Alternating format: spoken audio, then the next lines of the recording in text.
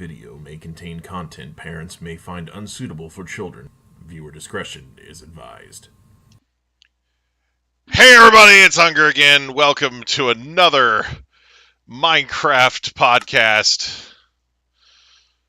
Well, it's a weekly podcast where we play some Minecraft. We're doing some pixel art in there right now. That's the project, and we're getting pretty good. We're doing pretty good at it. Let's see.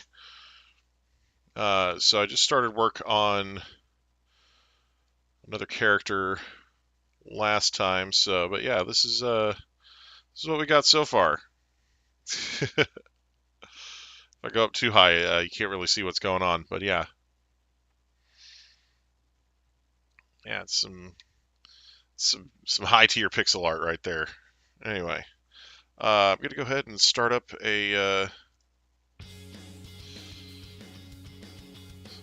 my playlist here, and we'll go ahead and get to work on some high quality pixel art.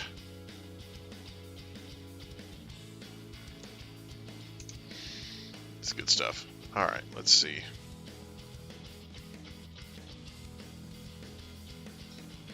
File open.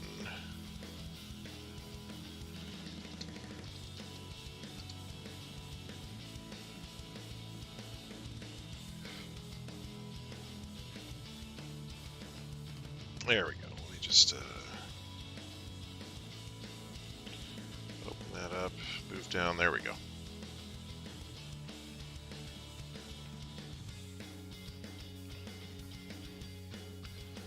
Okay, so alright, so I already did that.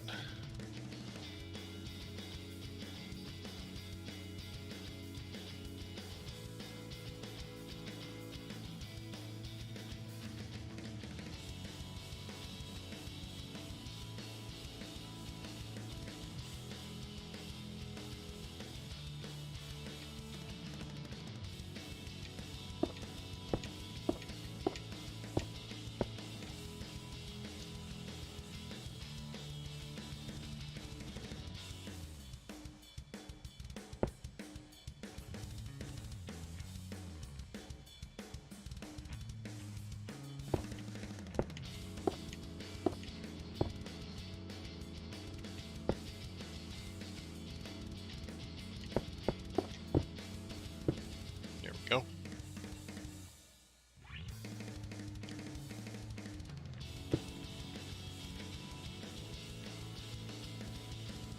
Okay.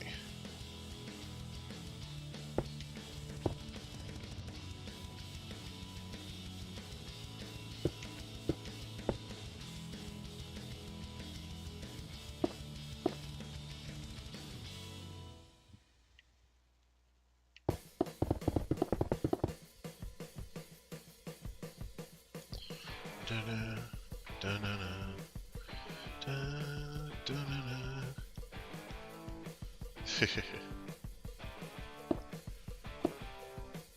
Alright, let's see.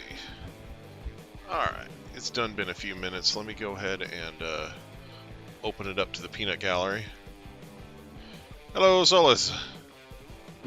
Hello there.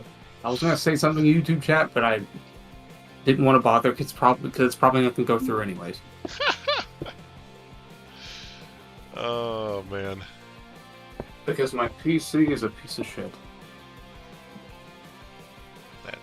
That POS PC. Either that or YouTube doesn't know how to update their shitty software.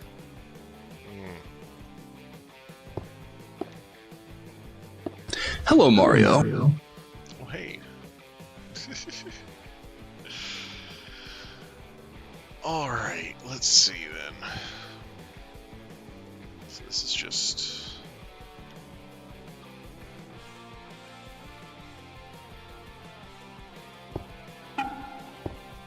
Okay, that works.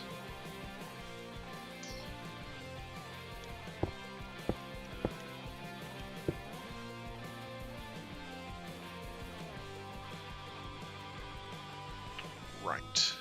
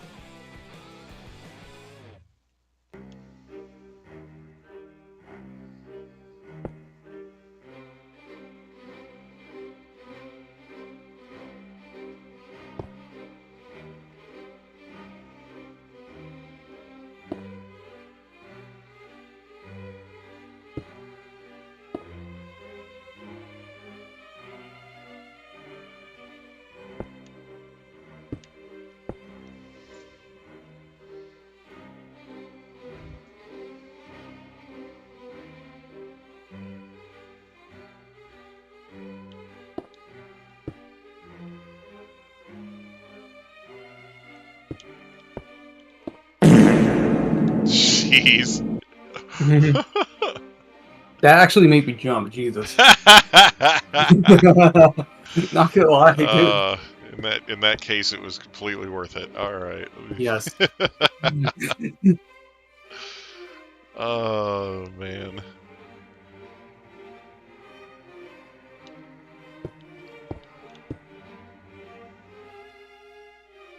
Wake up, fart.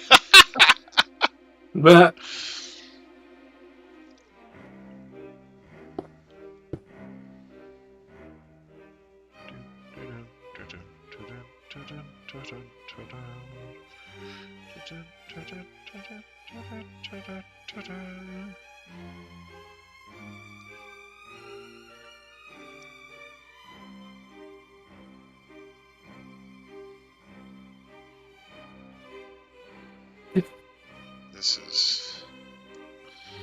This is some kind of crazy though. This pixel art that I'm doing right now. There are so many lines.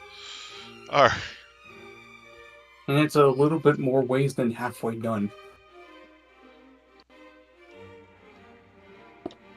I'm gonna go ahead and do these real quick. Yeah, I mean, I'm just talking about the girl I'm working on this like right now. Like she's Oh yeah, really complex. not just the pixel art in general. Yeah, not just the. I mean, the whole project as a whole is ridiculous, but like the 1, 2, 3, no, 3, 4, 5. There we go. There we go. And then.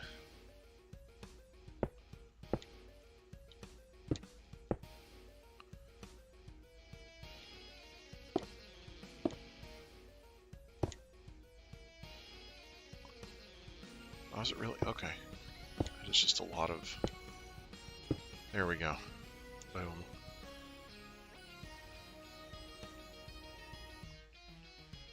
My gosh. Okay. So...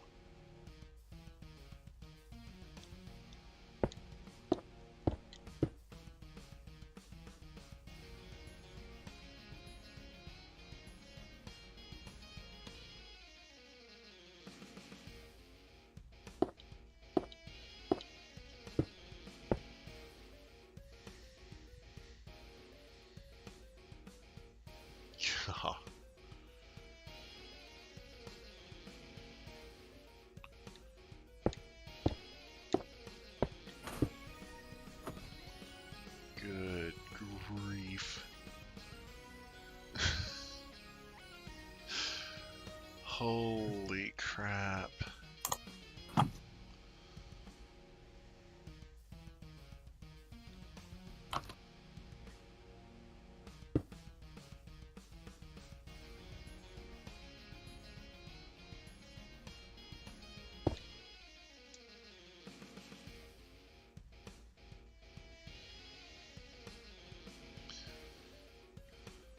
This is 3 high? Yeah. And then start another one here. That's 3 high.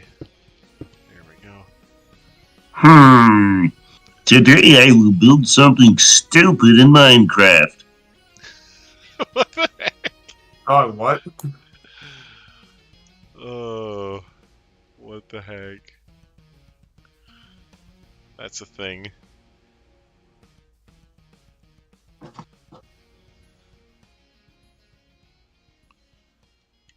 and then we have... Everything Caps does just explodes in my ears, even though I don't have headphones on.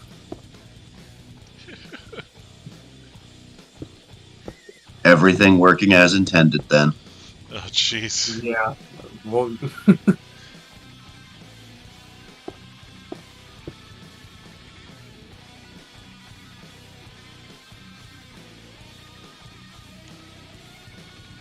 Wow.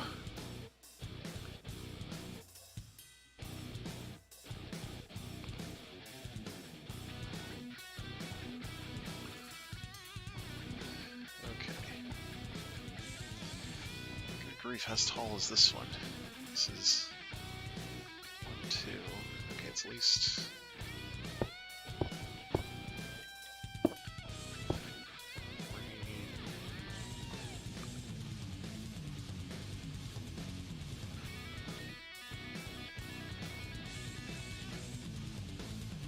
want to say it's gonna be at least 5. And then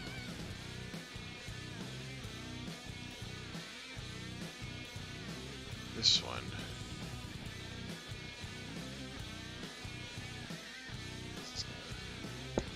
Start there. And then just keep going right the hell up.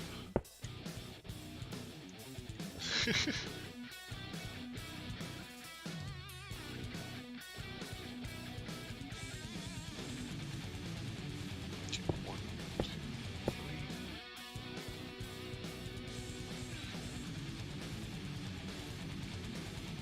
And then this one just keeps going forever too. Good grief. Alright. These super long lines make it really hard to judge distance, so it's harder to. Oh, Mario.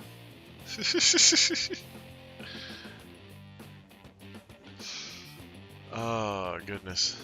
Hi there. Hi. H. Glad we got that settled. Okay, so. Yeah! 3.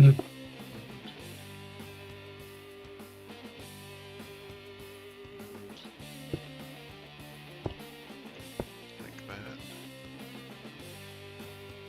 And then this one just keeps going right the hell up too.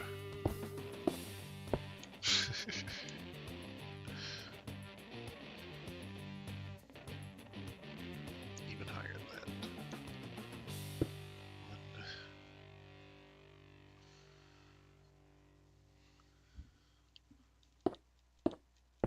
It's at least that high.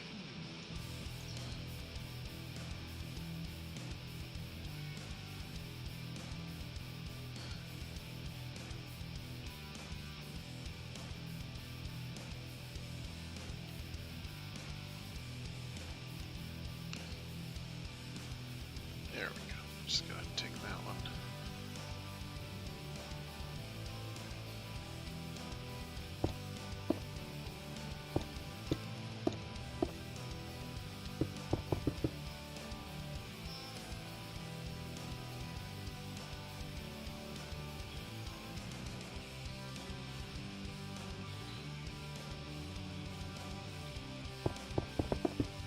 There we are.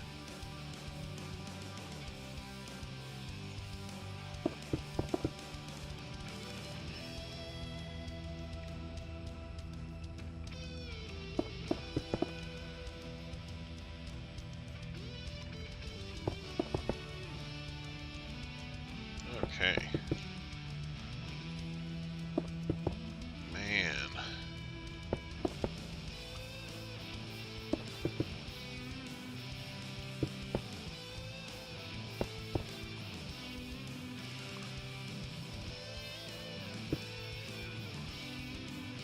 Ah.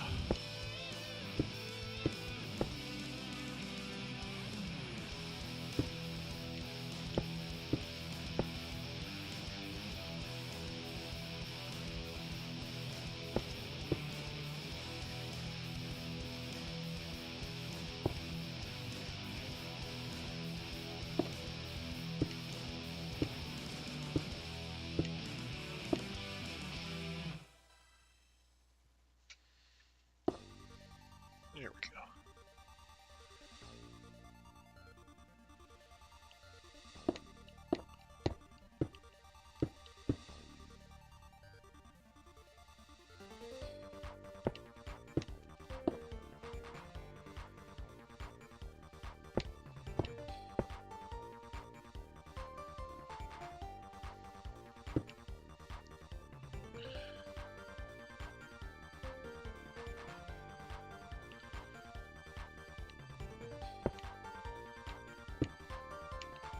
So have you ever bothered to look up like the channel of like one of your commenters or whatever on like one of your videos?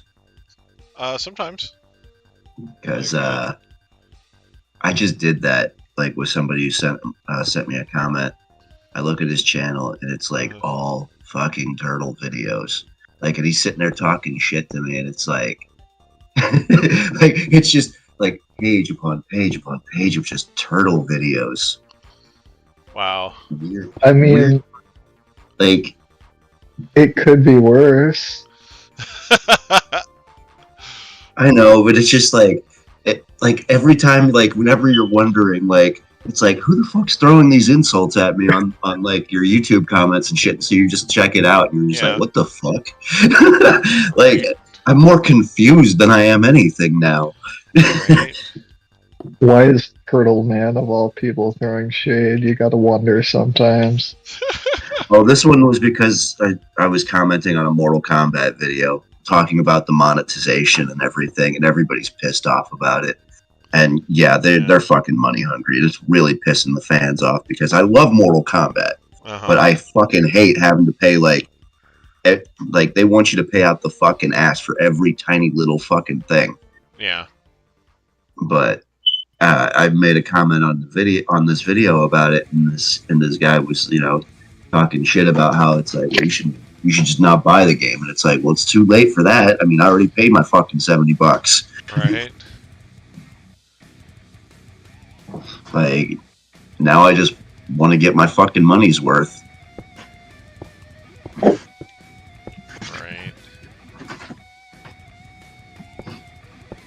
But yeah, I don't know. I just thought it was weird. If they were going to monetize the game like that, they might as well have just made it free to play and fucking. That's what I've been saying. I was like, what they need to just fucking do with Mortal Kombat already is just make the game free to play and refund everybody. Yeah, everybody who paid the $70 already for the game and bought the premium pass, I think they should let them go ahead and they paid that $40 there. But anybody who actually bought the physical game itself, they should get their money refunded and get all that returned to them in fucking in-game currency so they can afford all these fucking skins that they're coming out with every week. Right. Like, literally, it's like every fucking month there's at least like 3,000 fucking dragon crystals they expect you to spend. That's $30 additional on top of the game that you're already paying, and that's just for fucking costumes and sounds. Right. Like, it's That's ridiculous. Sorry, sounds like voices. Like, yeah, like announcer voices. Like, you can get Omni-Man's voice, you can get Sindel's voice, and I mean, like it's like they replaced like the default like Shao Kahn voice with. Yeah, and Shao Kahn is he's even one of the announcer voices that you have to pay for. Like, wow. Yeah, so like the only only one, but the thing was, is the free one's the best one. It was Johnny Cage, and I don't need any other fucking announcer voices. Oh wow, that's random. Well, Johnny Cage sits there like whenever you select characters with using Johnny Cage, he'll give them like nicknames. None of the other announcers do that. Oh, how funny! Like, jeez. And that's how it was in MK11 as well. They gave you that one for free, and I loved it in that game too. Oh man.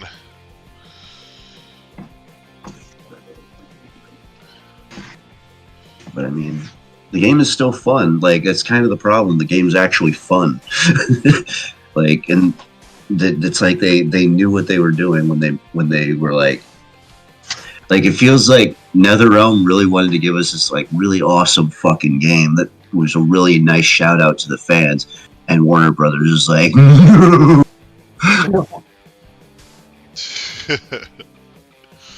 don't know if that's really what we want. like, I don't know. Warner Brothers themselves are very well. It wasn't until fucking Zaslav took over that they became very penny pinching. Like, well, it's one of those things where when you have somebody who just jumps into a game company without any experience running a game company. No. David Zaslav. He was the dude. David Zaslav was the dude. He came in from Discovery. He was the dude that like cut all the fucking movies. He was the one that canceled Batgirl and got the tax write-off for it. He was the one that almost canceled the fucking Wile E. Coyote movie, which actually they decided when that got canceled and there was so much fan backlash from it, they were like, oh, we'll decide to bring that one back. $30 million. Since that's all we're getting for it, we could probably get more from the fans from that. Yeah. Like, and it was, I mean, but it's just, I don't want Warner Brothers to turn into Discovery. I want Discovery to turn into Warner Brothers. Right, yeah.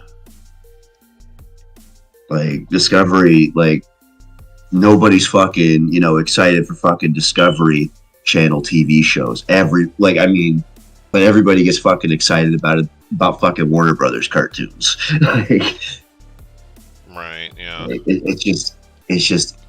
It feels like the wrong company is taking control there. Right, yeah. It's something where... But I guess that's the nature of mergers. Right.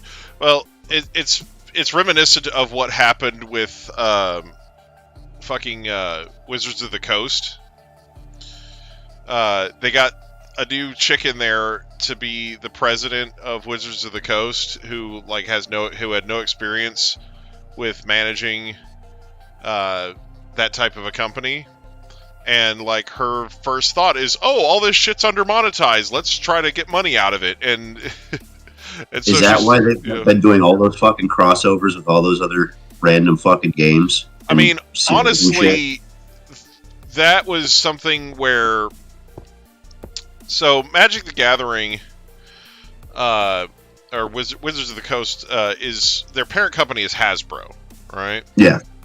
And Hasbro owns an awful lot of IPs. So, they've been doing crossovers with Hasbro and its various IPs for a hot minute now. But lately they've started going outside of Hasbro and grabbing IPs from other places and kind of they did the Lord of the Rings thing, and that was so successful that they were guaranteed to do it again, because as soon as they get a little bit of success doing one thing, they're just going to keep doing that thing until they stop being successful with it. So that's true. So they lined up all these other crossovers after the Lord of the Rings, and they were just kind of off to the races. So, but the thing is, before that though, before the crossovers thing, they just, the chick that they put in charge of Wizards of the Coast just pissed everybody off. That's all she did. Basically, so the first thing that she did, Magic's under monetized. So they started A, printing more sets per year, and B, printing more cards, or printing more of each set that they printed. So they basically, and then what happened was, anytime a card started to rise on the secondary market, this card's really good and people want it and they're willing to pay a lot of money for it, they would print a secret layer which was basically like a box that just had like a few cards in it, and it would have the more desirable cards in it, and it would be like $20 or $30 for the box, but which would be cheaper than what you would pay for it online, So I think I heard about that. So they were so basically they're just pillaging these people from the secondary market,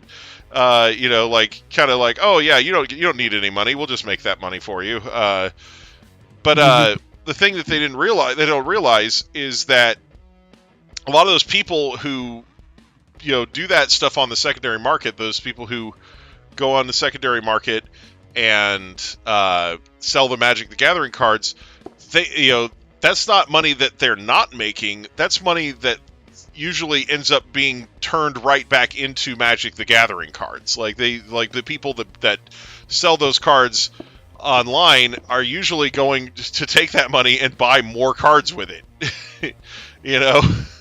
Yeah. So it's something where, it was kind of a cannibalistic move, really. Like, it was something where they sort of did that, and it was like stupid, you know. Like, you know. So anyway, so they've calmed down a little bit from what I hear, but the biggest thing that they did that really pissed everybody off was so Magic the Gathering for a long time, like years, had a thing that they called the reserved list, right? And basically the reserved list was just a promise to the people on the secondary market and to players in general that, hey, these certain cards on this list are kind of rare and powerful, and to make sure that they maintain their value and their specialness and whatnot, we're never going to print them again.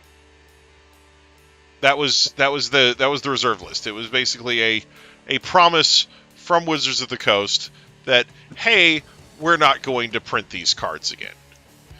And the promise also even encompassed to say, you know, and we won't print them again, even if it's like with a special different backing or whatever to make it to where it's not playable. We'll never do it again. We're you know, these cards are they're going in the vault. We're never printing them ever again. All right. So so anyway, the reserve list was in place for years, like I think it was over 2 decades. Anyway, and then all of a sudden, right before Magic's 30th anniversary, the reserved list pledge disappears from their website. Poof, gone into the aether. 404, file not found. If you try to you know, click on your favorites link with the pledge on it, you know, and then a little while later they make this announcement. They're like, hey, guess what? For Magic's 30th anniversary, we're going to print these special packs. Or, you know, we're going to print these cards that have these packs print these packs that have these special cards in them, and they have a different card back than normal, so you can't even play them in tournaments. They're not legal to play with, and they're like some of the and it's just full of cards from the reserve list. There's just tons of them, you know, including like the Power 9, like the 9 most powerful cards in Magic the Gathering from the first set. Yeah, they reprinted all of them. Was that when they brought back the Black Lotus? Yeah, so they printed like, you know, Black Lotus. Okay. And all those I remember they got that reissued, and I was like, why? Yeah, but the thing, here's the thing. It wasn't necessarily that they decided to do that, because I think a lot of people would have been on board with it, except for the next sentence out of their mouth, which was, you could get 4 15-card booster packs of these special unplayable cards, like these cards that are basically proxies that you can't play in a tournament. You can get 4 of those booster packs for only $1,000. Jesus Christ! You know, they tried to charge $1,000 for 4 15-card booster packs of cards you couldn't even play with. It's like, are you out of your actual fucking mind? Exactly. So people boycotted it. They were pissed. Like the sales for that product. Is it really boycotting though? If you're not going to pay that much in the first place? No. Like people would have paid for it, like if it was on the up and up, but they didn't. Like there were people that bought it. Don't get me wrong, but the sales for that product were so fucking bad that they had a shit ton of it in the warehouse, right, when they were done. So they're like, what are we going to do with all these fucking cards? So you know what they did? They sent them to local game stores that were members of the Wizards Play Network for free. Like, they didn't even sell them at a discount. They just straight up gave the fuckers away. So all these local game stores just like, so basically the secondary market got flooded with fucking cheap copies of these. Like, that local game stores got for nothing. So, like, you know, the best part of that, I'm just thinking that makes, like, for people who just want to fuck around and play the card game, you know, and use a card, they can still use that card. It doesn't fucking matter if it's legal. They can just get. And the that's cheap what one. It's funny because that's what they said, when people were bitching about them driving down prices on the secondary market. They're like, oh, they're game pieces. Game pieces aren't supposed to be expensive. It's like, I mean, that wasn't how they were selling the Black them. Lotus though was expensive because it was fucking notoriously broken. Well, yeah, it's one of those things where those cards are called the Power 9 for a reason. It's because they were made before the game was really well balanced, and they were because when they designed those cards, the Power 9, they weren't thinking of them being used the way they ended up being used, because they were just thinking, oh yeah, it's because half the Power 9, literally 5 out of the 9 cards, are just cards that basically have the same exact effect as a basic land. Right? What makes them good is that they're artifacts with 0 cost, right? That you can just dump into play, and they don't have the same restriction as a basic land where you can only play 1 per turn. So you just shit them all onto the field as soon as the game starts, and then you have access to tons of mana. Yeah, well, but that's the thing is each basically, it's the 5 Moxes, and all of them are, like I said, they're artifacts that make mana, and then the Black Lotus, I believe, you sacrifice it makes 3 mana or something like that. But it's also a 0 cost artifact. Those. Just 6 of 2/3 of the Power 9 is just artifacts that make mana. So it's like the sort of thing that if you had it, you would be stupid not to run it. Yeah, exactly. It's just really cheap artifacts that make mana. That's literally more than half of the Power 9. It's 2/3 of it, and then the rest of the Power 9 is absolutely stupid blue spells. That's it's really just it's 3 more. It's just 3 fucking stupid blue spells. It's Time Walk, Ancestral Recall, and Time Spiral or some shit like that. I thought it would just be literally just Counterspell because Counterspell was the original Counterspell fuck you spell. Counterspell it was the original fuck you spell. Okay, here's the thing. Time Walk. It's like Time Walk, Ancestral Recall, and I think Time Spiral. Anyway, but basically, Time Walk. Fucking card. It's been a while though. You gotta remember. It's been years since I played Magic. But yeah, so Time Walk. This fucking card. It costs 2 mana, 1 blue, 1 colorless. You know what it does? It's a sorcery. It says take another turn after this one. Oh my friend had that in his deck. He was an asshole. It just gives you a free fucking turn. So. My friend, he had that. I remember he had that fucking card, and I hated him for it because he built his blue deck around a bunch of broken fucking control spells. Right. So it's time twister. Sorry, not time spiral. Time twister. So Time Twister says set Time Twister aside in a new graveyard pile, shuffle your hand, library, and graveyard together into a new library, and draw a new hand of 7 cards, leaving all cards in play where they are. Your opponent does the same thing. It costs 2 colorless, 1 blue mana. Damn. So basically, you sit there and you play. You dump all of the land and moxes that you can, right? And then you Time Walk and get another turn. And then when you untap, you fucking Time Twister and do it again. Yep.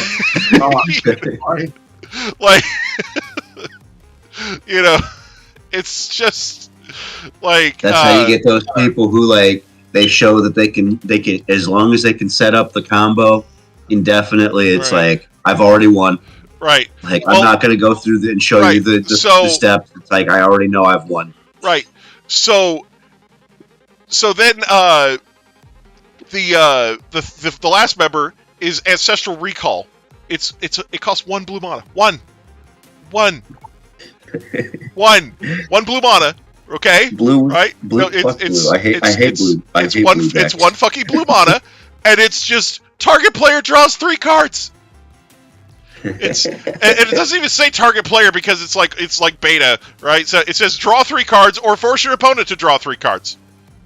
Like, so it's like, so yeah, that fucking thing.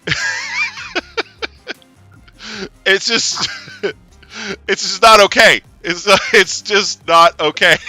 Like, it's funny because like I pulled it up on TCG Player, right? A TCG Player tip: 3 cards for 1 mana is not okay in Magic. It's just not. That's literally the first thing it says. Like, it's just stupid, busted card economy. But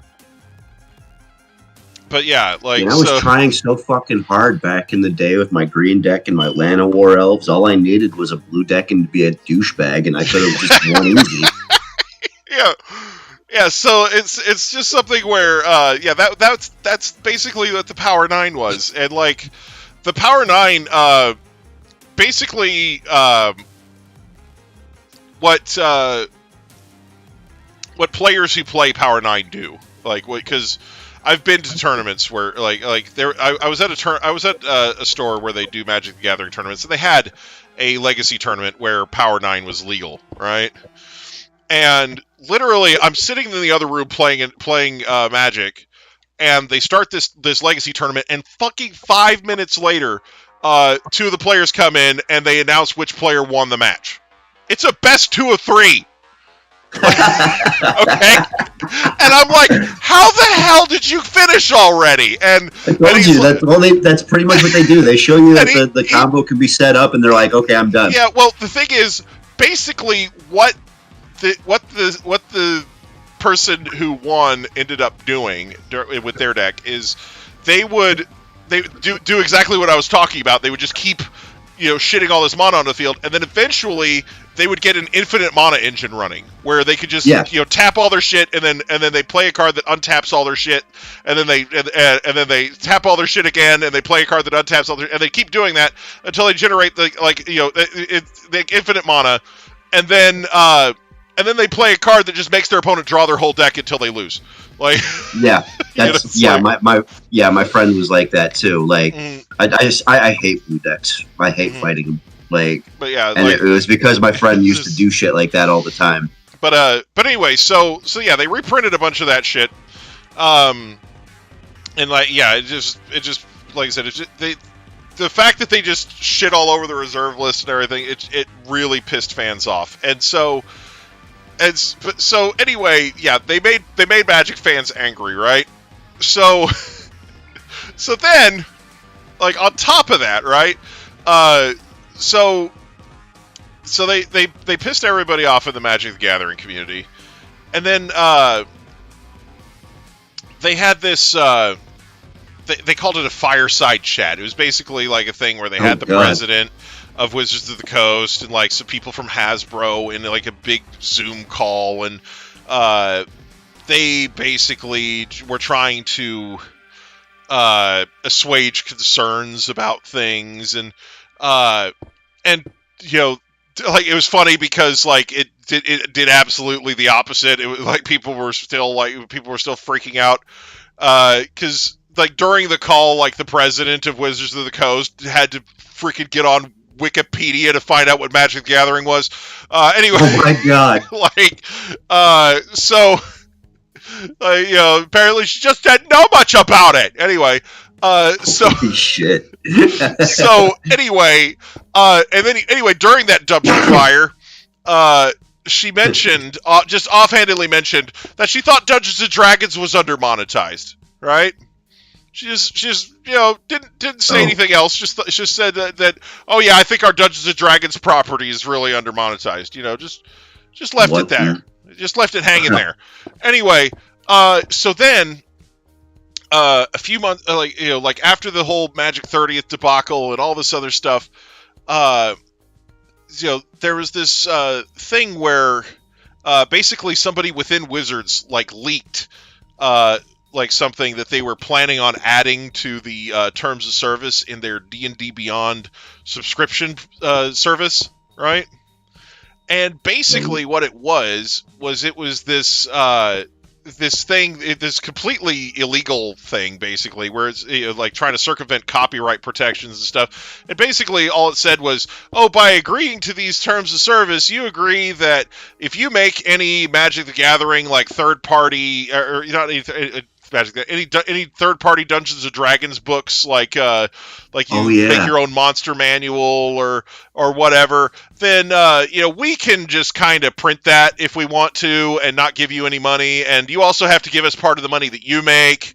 And then and that one I remember because I told you guys I have a buddy who actually does that. Yeah. So anyway, so like I said, this wasn't even like officially announced. This was something that leaked from somebody from like Wizards Internals, and they lost over 35,000 subscriptions to D&D Beyond. Like more than 35,000 people canceled their service, and Wizards was like, "No, well, we're not really gonna do it. We're never, don't worry, we're." Like they were just frantically scrambling trying to do damage control, and nobody believed them. Everybody's like, yeah, right, you're not going to do it. You're just trying to get us to re-sign up so that you can add that in when you think we're not looking, anyway. So, but yeah, so it's like, man, I bet you think Dungeons and Dragons is under monetized now, huh?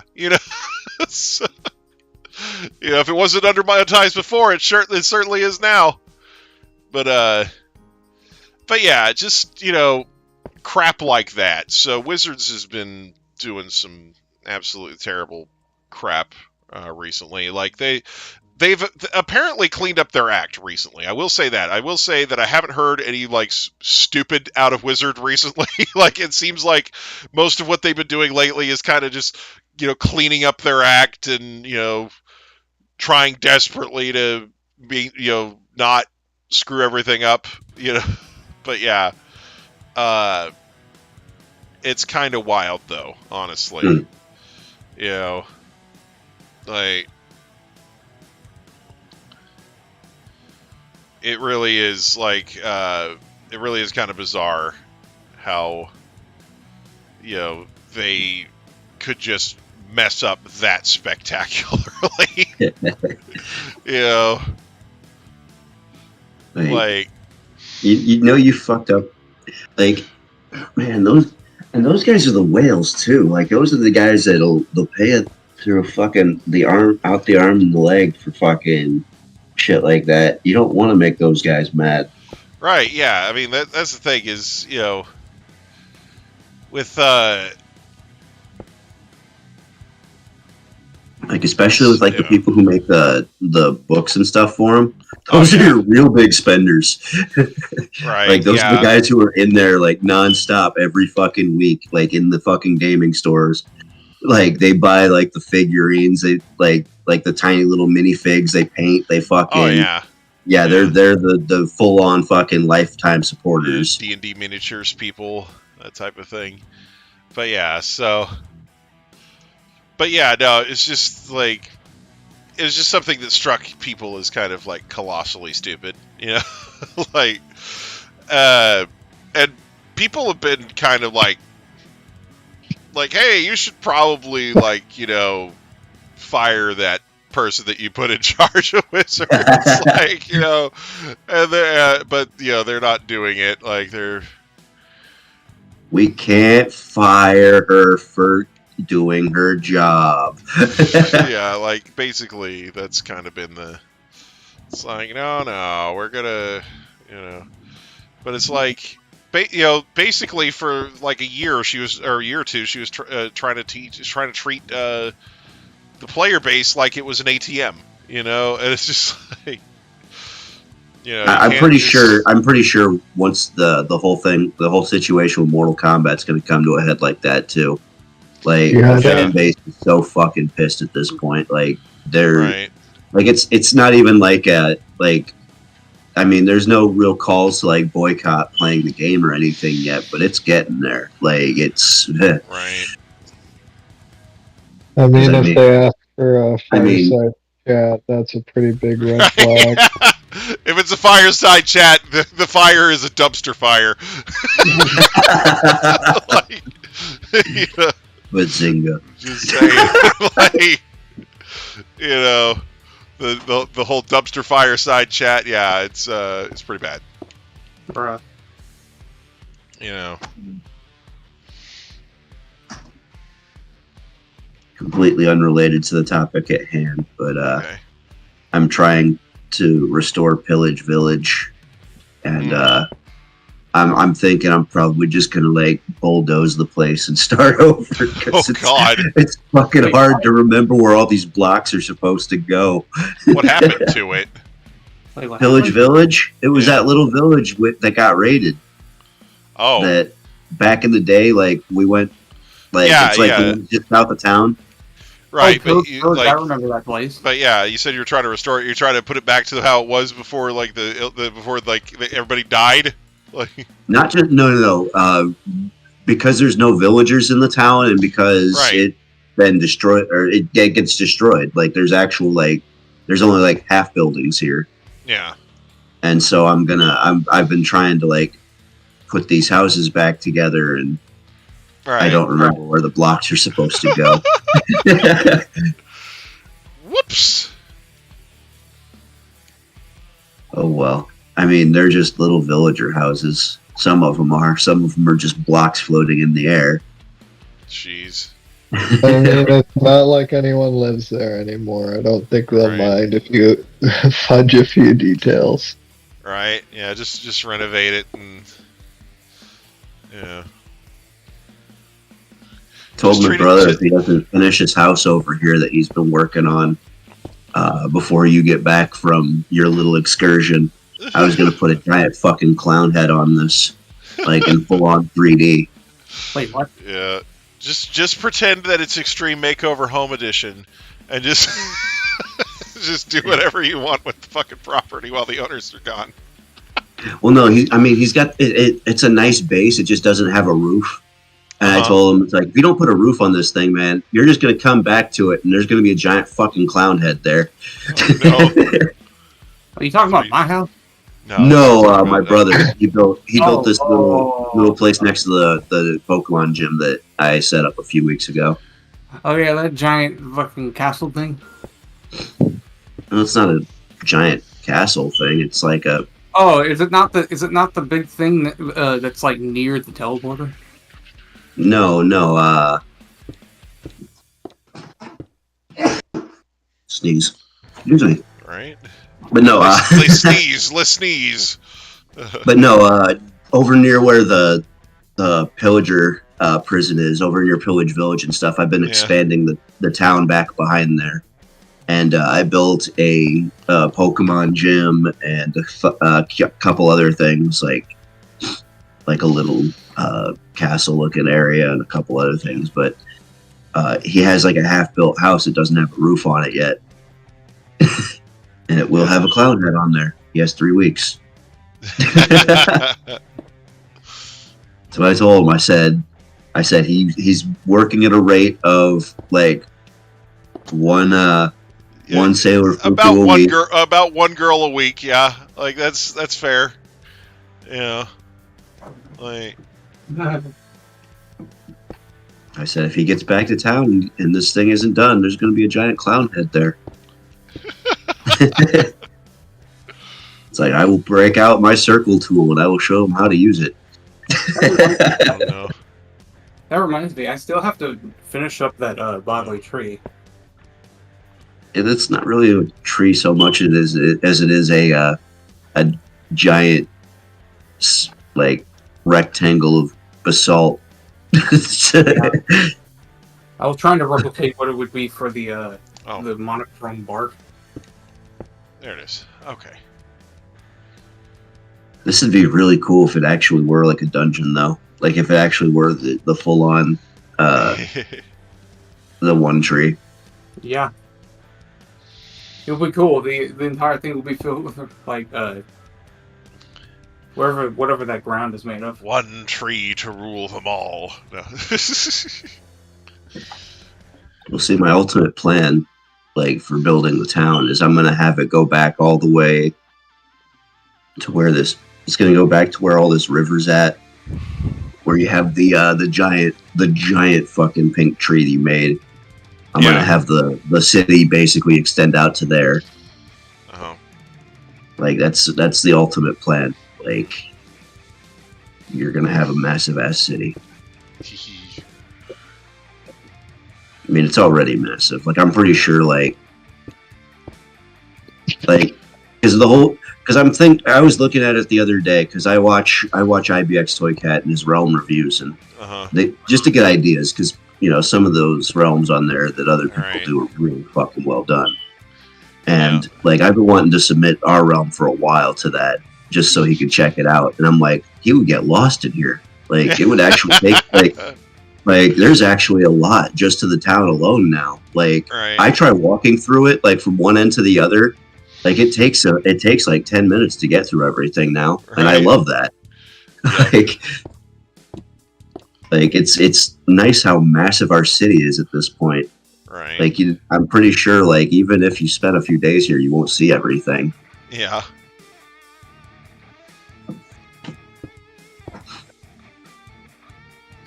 But yeah, there was this one. Oh man, they did this one realm I saw the other day. They made like this like Japanese sort of city, and they used banners as like they made like banner patterns to make like paper lanterns, and it looked so fucking gorgeous. Oh wow! And I'm like, dude, I gotta make something like that. Yeah. Like a Japanese style garden. That would be so fucking cool. Mm-hmm. Is there any room under the big fucking pink tree? Which big fucking pink tree? Because we have two big fucking pink trees. Yes, two. Well, one of them could be a Zen garden. I think that's what we could do. That's what we could do with the massive ass one, like the one that's basically like the size of like a tower. Yeah, well, because I made the base like huge. Yeah. And we got George Washington down at the bottom of it. Yeah. I forgot all about that. Yeah. I cannot tell a lie. There ain't no way that guy cut this tree down. Yeah. I forgot about some of these NPCs I wrote. Yeah, we got some absolutely stupid NPCs, and I love it. Yeah. Max and Fritz are the best NPCs. All right.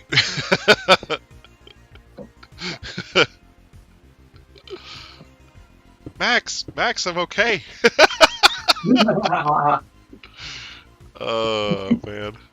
Jeez.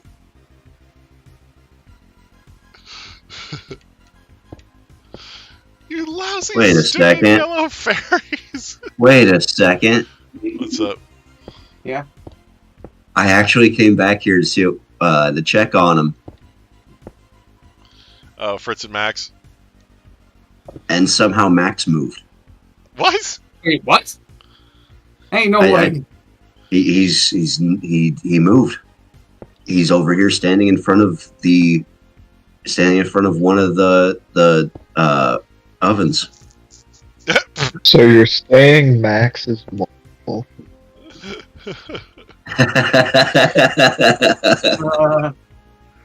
Probably sentient. Right, they've been around long enough. They've gained sentience and started just moving around of their own accord. I think he got moved by Hero Brian. Oh yeah. Freddy Fazbear. Pizzeria. Purple Man. Suspicious activities. I don't know anything about the Five Nights at Freddy's series, any of the lore or anything of that matter. But I'm glad they got a movie. Right? I'm glad they got a movie they like.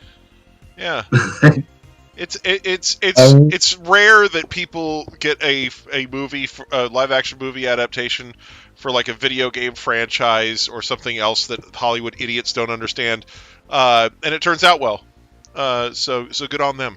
Yeah, I mean, it's not something I'm ever gonna care about myself, but at the same time, it's like I'm proud of the fans. Like, I'm happy for them. Yeah. Like, absolutely. Yeah. Like, you know, it's one of those things where it's not my cup of tea, but just because it's not something I personally am all hyped about doesn't mean I'm going to shit on it. So, you know, like, there's plenty of other reasons to shit on things, but you know, like, yeah, it's one of those rare cases where it's like, yeah, it's like, I don't like Thing, but you know, I'll let Thing be. Right. Thing can exist. It's fine. Yeah. Okay, while I do share that sentiment, the only thing I really retain about that movie, having not seen it, is that Matthew Patrick is in it.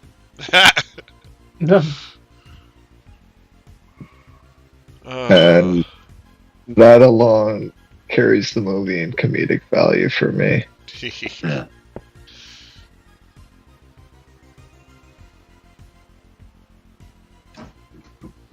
I heard it has a surprising amount of gore for its rating. Like,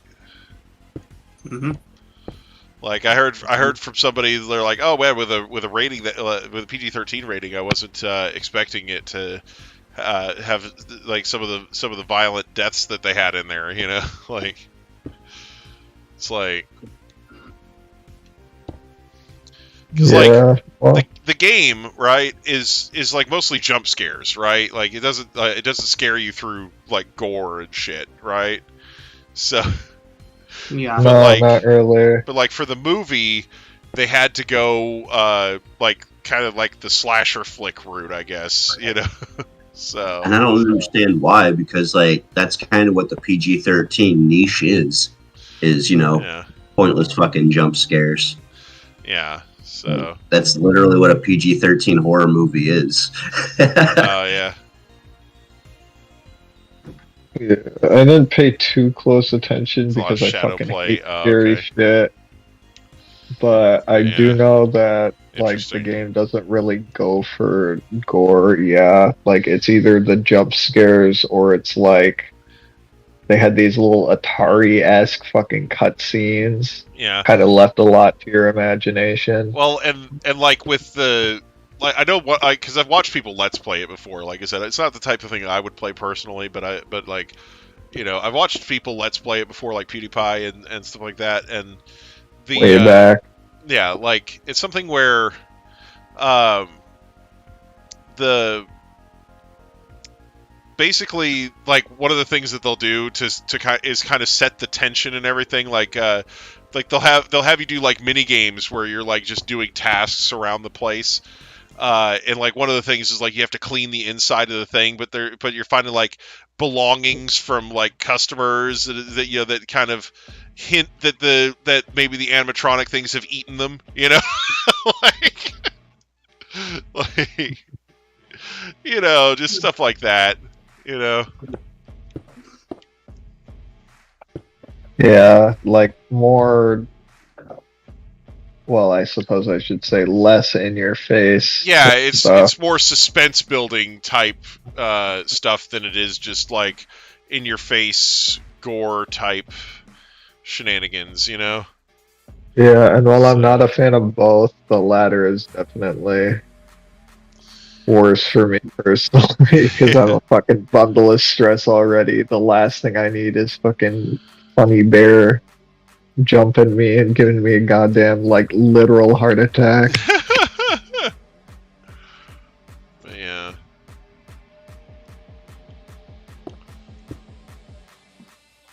In fucking general. You're welcome, Luffy from One Piece. Oh man. Let's see. I'm sorry, Luffy.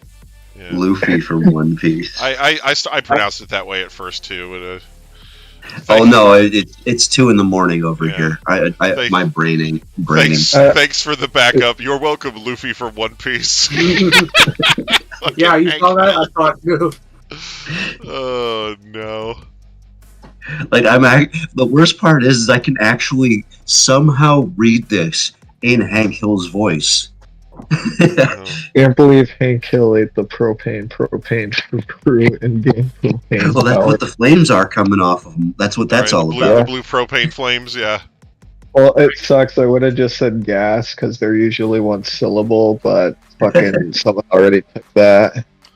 Oh, jeez. Oh, man. Get ready to feel the propane. The propane. Sorry. Oh, man. Have you seen the Transformers Abridged series? There was a G1 Transformers Abridged series. There's a few of them out there, but like the one I'm thinking of, they took Sparkplug Witwicky from G1, and they just made him Hank Hill, like his voice and everything. So they're on the oil rig, and he's like helping all the workers evacuate. And he's like, "Come on, guys, the propane's this way."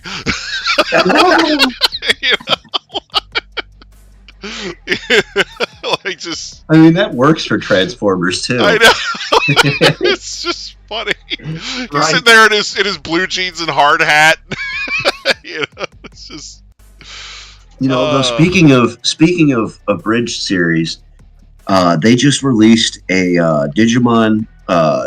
What is it? The third season of Digimon, the one with Guilmon. Oh yeah, they did an abridged series for that. Oh no. So the first episode just came out, and if it's anything like the others, it'll probably take them like 10 years to produce like 5 episodes. Yeah, Digimon Tamers. I'm so excited for the Yu-Gi-Oh! Abridged to wrap up. I am still desperate for the people who made the original Digimon Tri-Abridged to finish that last fucking movie. Oh, That's man. all I want. It's like, I understand that Toei does not want them to do this, but I want it so fucking bad. I want it so bad I can't taste it. I understand they desperately told you no. They were begging on their knees. However, I think it would be awesome and cool, so you should do it. Sincerely, me from the. It's like, I understand. It's like, I know that Toei is breathing down your guys' necks, and they are definitely going to strike you guys the second it gets put out. But please do it anyway. Oh, man. Okay, so that's a lot of fucking line work, Jesus. Oh wow. She still ain't done yet either. Like that's the. Oh yeah, Peter Cullen's in Invincible season 2. Oh really? Yeah, he's I forget the guy's name now, but he was just in the most recent episode. Oh, wow, cool. He's like the leader of like the coalition of planets or whatever. He's trying to stop the Viltrumites from invading other planets. Wow, that's pretty sick. It's pretty awesome. Like, I'll be honest with you, like when I heard his voice for the first time in the trailers, I was surprised he was still around. Like, honestly. Like, he's old though. Like, he's got to be old at this point. Like, really old. He's getting up there. He's not like super old, like Skeletor's voice actor. That guy. Oh that, God. That guy could drop dead at any moment. Do the voice. Yeah, Alan Oppenheimer. That guy could drop dead at any moment. Like. Yeah. But yeah, no. Peter Cullen. He's still looks pretty good. See, I thought what was crazy was seeing how old the announcer for Halo is, because that guy looks like he's in his 80s or whatever. Yeah. Like, and he, like, yeah, where is it? Because he was the guy that did Skill Issue. Oh, and no. And especially Mommy Milkers. Oh no. Oh jeez. You can pay that guy to make anything. Oh wow. Jeez. But yeah, but yeah, no, Peter Cullen has done some really fantastic voice work. Oh yeah. like he has a ton of voice credits, voices to his credit, like as far as like the different characters that he's performed over a long time, because a lot of people just remember him for characters like Optimus Prime and Ironhide, you know, from Transformers, you know, where he's got that deep kind of, you know, like, you know, the gravitas voices that he does, you know, and because that's the type, because like that's what a lot of companies started asking him for after he did Optimus Prime. They're like, hey, can you do that, like that same type of voice for this, you know, like, but he's got a lot of other voices on it, you know, like that he's done. So he's got a little bit of range to him. Like he did Murky from Rainbow Bright, and that's Murky really Dismal. Yeah, really raspy sort of a voice, you know. So it doesn't sound like his other, like Optimus Prime or Ironhide at all, like. But yeah, so, you know, like just so that type, like, so he's got a lot of that type of like he doesn't have quite the range of like Frank Welker, but at least he's not a John Benjamin. Yeah, like he does have some range though, and that's important for a voice actor, especially on some of these shows where they can't afford to have like a bajillion voice actors, you know. Like Transformers G1, they actually had a metric frick ton of voice actors on it though. Like, oh yeah, they really had a lot.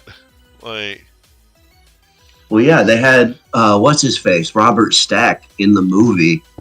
Yeah, well, and I seriously could not unhear the Unsolved Mysteries. Yeah, like. Yeah, no, I couldn't unhear it. You know, Robert Stack, you know, like they basically were like, "Oh, hey, we're gonna kill off Optimus Prime. We need another semi with a gravitas voice." So yeah, so they basically made that thing. But yeah, like it was just something where they kind of fucked themselves with the movie, honestly. Like they know, because they knew. That's why they brought Optimus back like 2 years later. Right. Well, it was because it basically, the reason for that was, like I said, the ratings kind of tanked, and one of the reasons was they introduced all these new characters in the movies, but they were voiced by like big name actors, and they couldn't get most of them back for the you know, after the movie, you know. So I think the only new character, wasn't it like. I was gonna say, wasn't it like Judd Nelson was fucking? Yeah, Judd Nelson was Hot Rod. Lionel Stander was Cup. Eric Idle was Wreck-Gar. The guy from Monty Python, Eric Idle. Yeah. That guy. So yeah, like they had all these like super huge names in voice acting, and just acting in general, involved in the movie. Orson Welles was fucking Unicron. You know, so in his final role ever. Yeah, but. Anyway, but like so they had like all these, you know, super huge names doing the movie, but then you know, they couldn't get most of them. Like Leonard Nimoy was Galvatron. Yeah. You know, and that was, you know, so that was the main villain. It's like you couldn't even get the same voice for that guy. Well, here's the funny thing about that, right? So Frank Welker played Megatron, right, before, you know, in the series and in the movie before you know, he gets changed into Galvatron, right? Yeah. Frank Welker has some amazing vocal range, right? He has a long list of roles, and a lot of them are animal roles because he loves challenging himself to do that type of stuff. When Scooby-Doo... We're literally talking about Scooby-Doo here. Yeah, well, that's the thing. When Scooby-Doo came out, he auditioned for the voice of Scooby, and he was crushed when he didn't get it. But he did get Fred. So he has voiced Fred in every single animated Scooby-Doo, except for a pup named Scooby-Doo, and I think Velma. You know, and so anyway, when the voice actor for Scooby finally said, "Hey, I'm going to call it quits and not voice Scooby anymore," Frank was like, "Yo, let me do it." So in all the newer stuff, he voices Scooby and Fred. But anyway, so like I said, so Frank has a tremendous amount of range. Well, when they were sitting in the room and they were like, "Okay, what are we going to do about Galvatron's voice now?" Because we can't get Leonard Nimoy to do it, obviously for the series. Frank is like, I was Leonard's voice double on Star Trek 3, so I dubbed over a bunch of his lines in that movie. Oh yeah, and I forgot about that. Yeah, he's Noob Saibot as well. So he was. So basically, he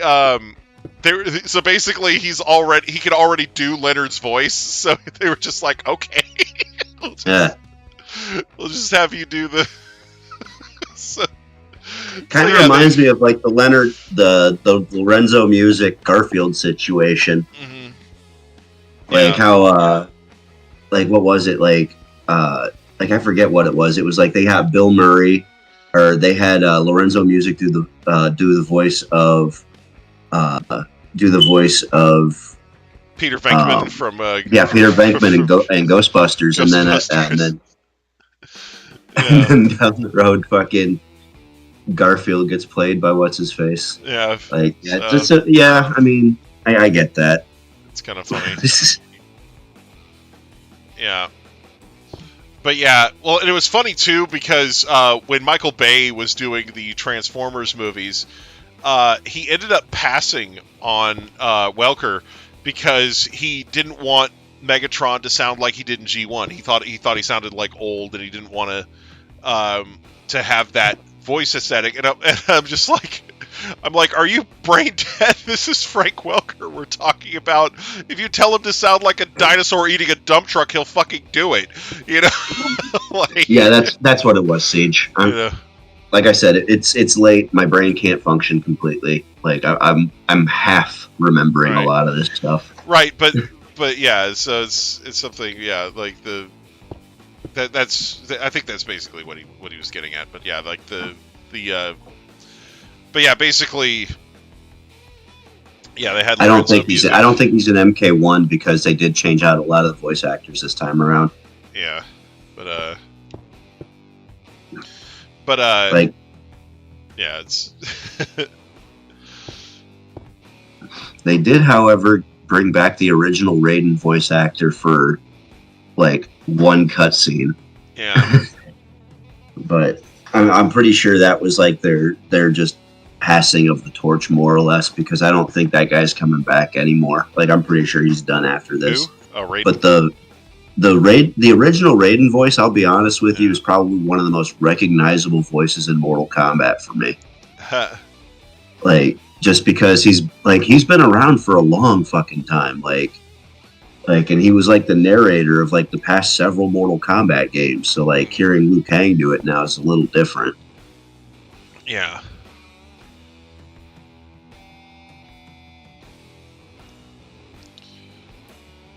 Liu Kang. I don't remember. I just remember. I just really do. Raiden's voice actor, the original Raiden voice actor, was distinctive. Like that was a good way to put it, I suppose. Yeah. Like you knew, like that. It's just it. Hearing the new Raiden just. He's weak. Like his voice is weak. Like they made it like the new Raiden in. Like, you compare the two Raidens, and it's like the new one's kind of timid compared to the old one. Yeah. Or, I mean, they kind of did that with a lot of those characters. Yeah, I mean, it's true. He's a Shaolin monk now. Like, he's the boring monk class. Like, if they were D&D characters, he would be the character who would play himself. Oh, man. Like, he would name his fucking character Raiden. He would have just balanced stats all around. Like he's the most generic fucking Raiden he could be. Oh, God.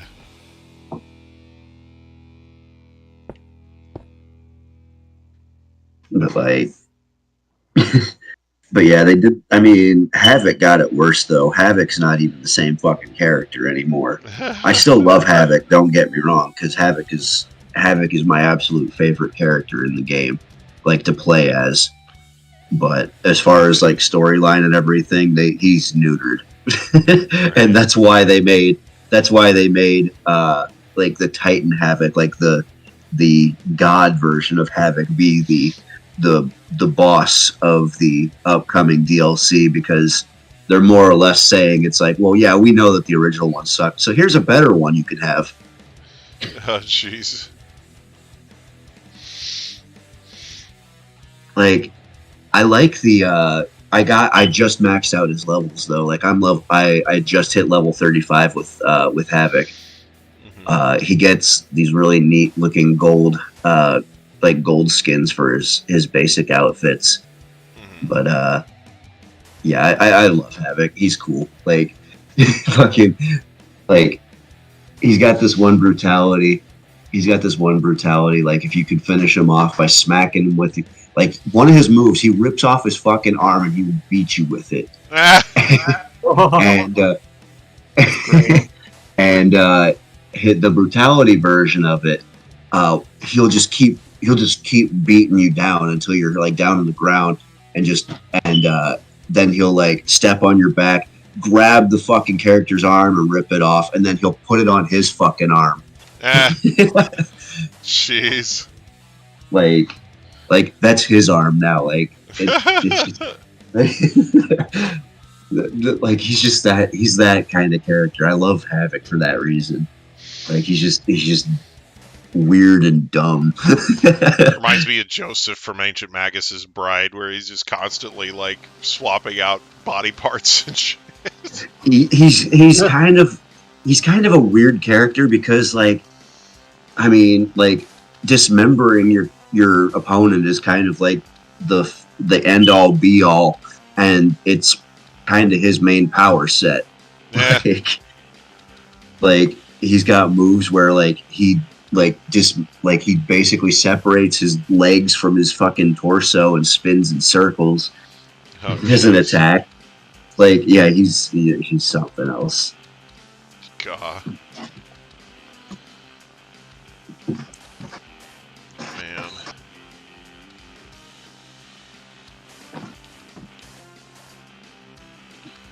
And then, but yeah, Sub-Zero's is apparently the worst character in the game, which is really fucking funny to me, because he's always been one of the poster boys for the franchise. Oh, yeah. Well, like, I was actually, like, when I first started playing the game, I was like, I don't want to go back to playing Sub-Zero and Scorpion this time around, because I play them in every fucking game. I said, I want to try somebody new this time. And I started with Reptile, and I suck with Reptile. Yeah. Like, I want to be good with him, but I'm not. Jeez. And then I tried Ashra, and I don't like using Ashra. She's slow. Like, Johnny Cage is too fun to play. Johnny Cage, he has just too much personality. Like his fucking taunt, like, or no, his fucking what is it? The not the finisher, the fucking fatal blow. His is a counter, and if you hit him, he starts fucking dancing for a minute. Oh, no. And then he'll just fucking uppercut you after he's done like shuffling for a second.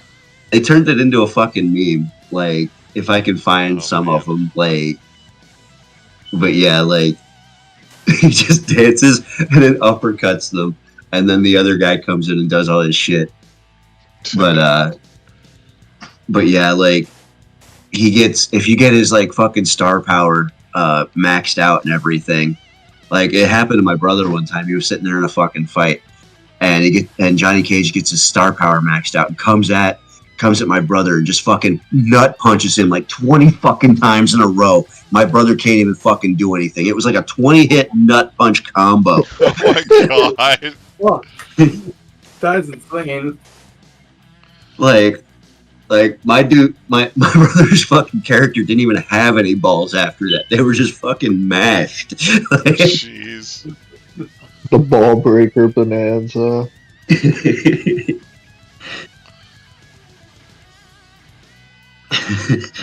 but yeah, Johnny Cage is fun to use. Like fucking, I don't know. Like that game it's still like I said, like it's a fun game. It really is. It's fun as fuck. It's just everything about the monetization and shit's what pisses me off about it. Right. Like I really want to love the game more. Right. And I think I've spent most of your stream already talking about Mortal Kombat. This whole discussion actually got started with the monetization of Mortal Kombat, and then we got talking about Magic the Gathering and other companies that also, fucked over their customers. Right. It seems to be a common thing these days. All days, days of the past, days of the future. Days of the future past. Nightmare before Christmas, not after. I can see the future! Oh, it's not just the fatalities. It's like the fatalities, they actually doubled back on those because people were so pissed about them trying to charge people $12 for a single fatality that they would only use on Halloween anyways. Like, wow. So they put all three of they put 3 seasonal fatalities because there's a Christmas fatality they haven't shown off yet. They put all 3 of them into a bundle pack, and they're like, well, you can pay $12 and you get all 3 of these fatalities now. Like they basically realized that they weren't going to make fucking $12 off of one fucking fatality, so they were like, well, we'll just give them a couple extras. It's like we had these extra fucking, we had this whole fucking fetish material model set up for the Thanksgiving one. We might as well give it to them. Might as well pass it out. Dude, the fucking Thanksgiving fatality is fucking weird. Jeez. Like, it's literally like you stuff the opponent's face like full of food, and then you jump on their stomach until they explode. Oh my god. Yeah. And I'm assuming the Christmas one's going to be even worse. Oh god. Oh yeah, that's it. I mean, this whole thing is fucking WB. Like, everybody knows that it's not NetherRealm. Right. Did you guys know that in a Generation 5 campaign, Ampharos is one of the best Pokemon for both defensive walling and speed control? Say what now? Sorry. I basically just went over how Ampharos functions in gameplay Generation 5. Oh. As a did you know? Why the fuck does it get light screen at level 57? What the fuck? Wait, what? Okay, so apparently Ampharos can wall on any side, and it can also cotton spore you. That's pretty fucking epic. Oh. Oh, dude, MK11 was filled with shit. Like, I've had MK11 since it first came out, and I still don't have everything unlocked in that game. But I can unlock it. Like, I can still get every fucking thing in that game. Like, I can't do that with this one. Like... Oh, nice.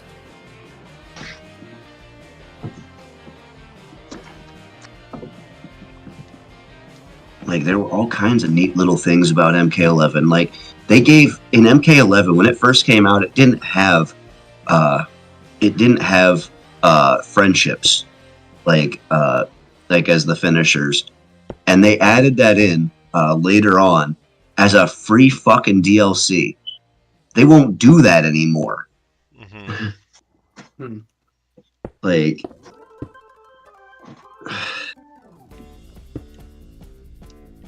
I'm happy with Shovel Knight. I think that's what it was.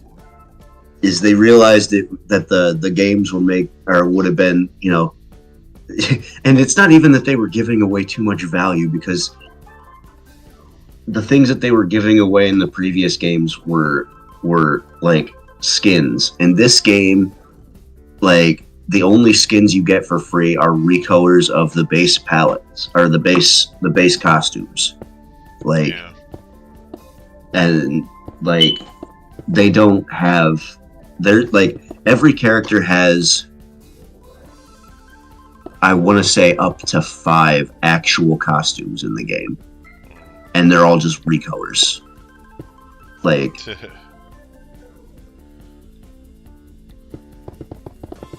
I wanted to, man. Like, I wanted to with MK11, but, or I'm sorry, with MK1, but I can't.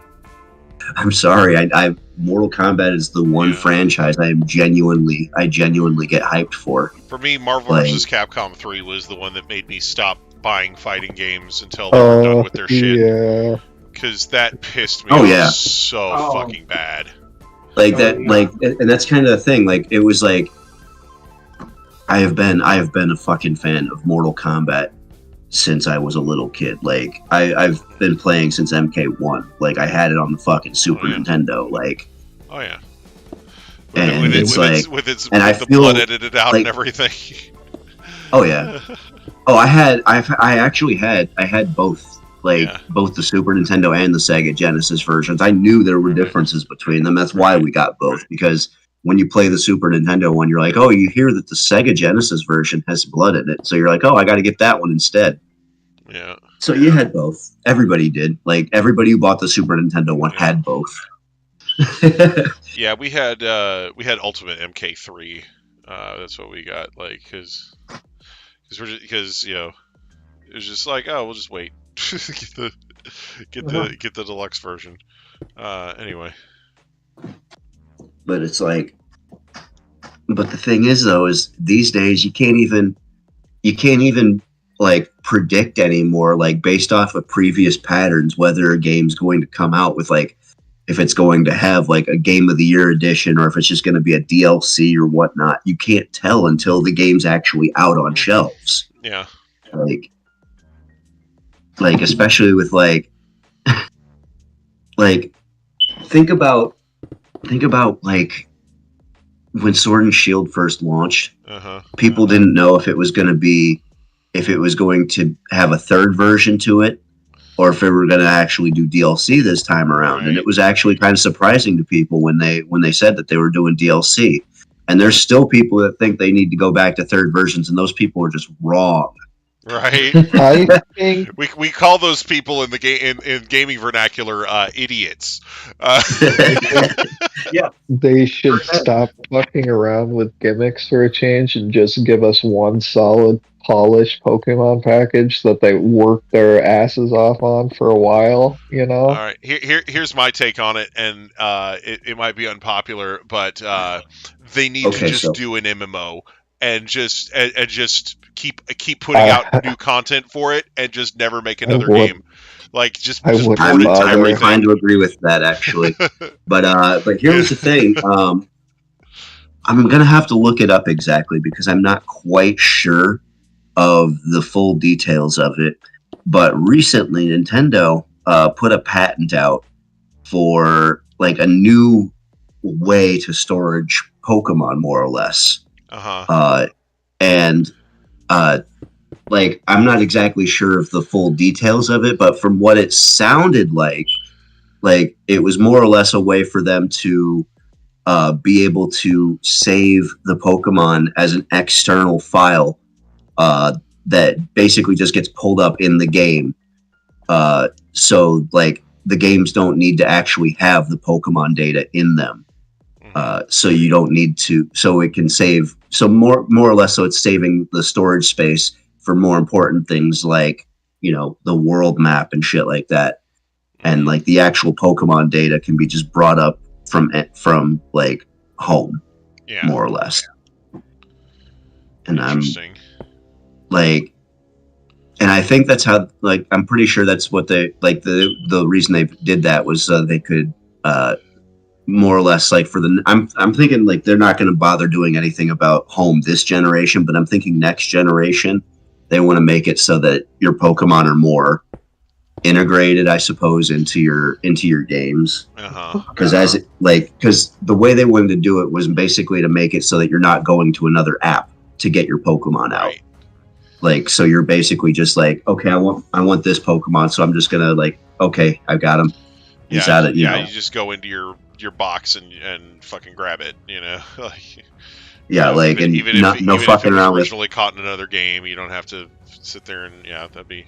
Yeah, like making your box, like basically making it so that your boxes are, but yeah, it just basically makes it so that your boxes are more or less like Pokemon home boxes rather than your home box. Yes. Yeah. And oh god, that would actually be really useful then. Yeah. Yeah. What if you took the Pokemon and you put it in an Ender chest, and then you made another Ender chest, and then you took that Ender chest? Hypothetically. Hypothetically, just what if?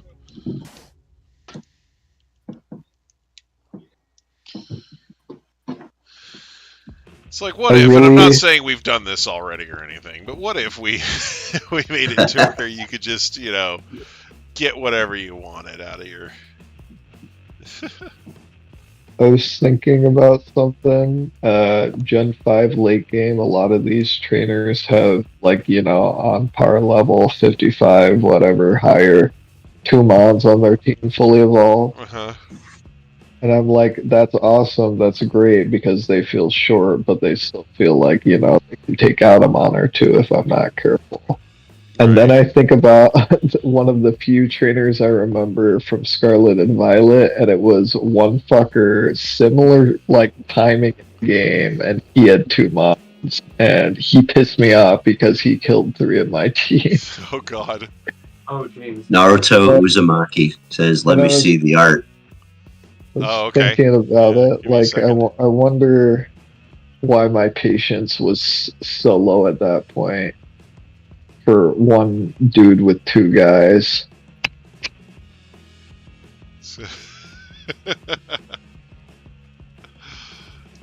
But wow. He stuck with me.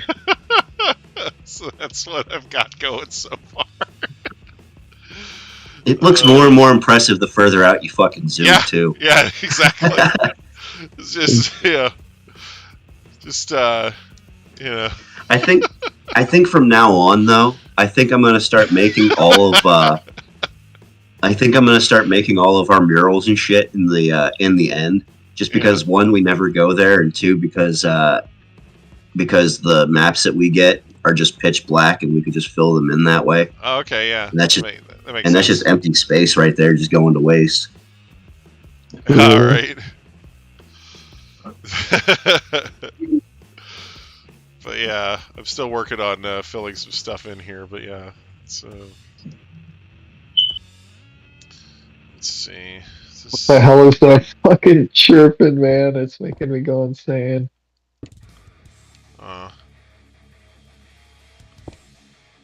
Reminds me of like sneakers squeaking on a gym floor. Watch it be my fucking. Watch it be like. I'm trying to hear if it's the noises you can't stand apocalypse. Oh no, I'm trying to see if it's like the smoke alarm or something. Like if a smoke alarm needs changed. Oh, the batteries in the smoke alarm. Yeah. Yeah. No, I know what you're talking about. Yeah. Totally. Yep, that's what it is. That's what it is. Oh no. I'm glad I gotta change my batteries. Oh jeez. No, I thought it was mine, honestly. I'm ghetto.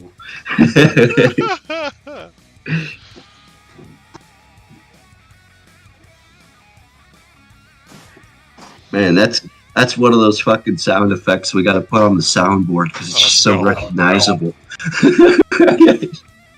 Yeah, grand idea. Everybody will think it's their battery. Like everybody on headphones will think, "Oh, it's my smoke alarm needs the battery."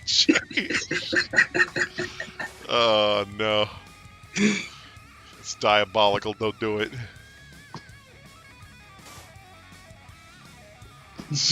Too late. Oh, no, don't do it.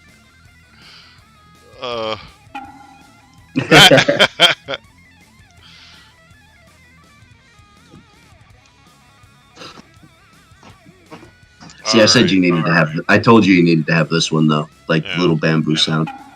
Yeah. I was gonna put like, because what was that? I was gonna have like I should have made the icon be like a little smile with the teardrop or the little sweat drop. Because that's kind of usually where it's used, is like when you see somebody does something stupid and then it's like. Jeez. All right, here we go. I almost had the Pokeball sound effect too, like the little pop. Because I found a website that has like a bunch of like, that little ball pop sound. Yeah. But I found an anime sound effects website, and that's actually how I got. Nice. All right, see you later, Siege. Have a great one. All right, later, Siege. Good night, Siege. I forgot to look at you until now, but good night. I love you. Okay, I love you. Bye-bye. Later, Siege. Oh, crap.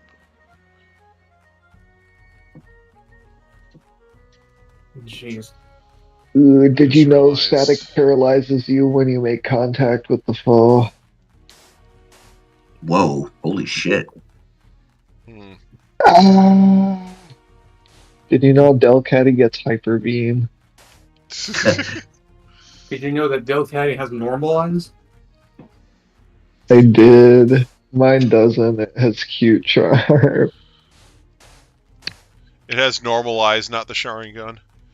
So I talked about Delcatty, and the other guy who likes Delcatty goes, "Yeah, I was doing the funny shit with Thunderwave," and I'm like, "I don't have Thunderwave TM.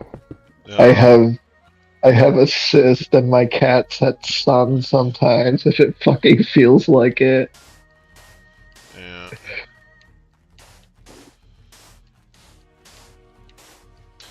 I wonder if assist could call Ion Deluge.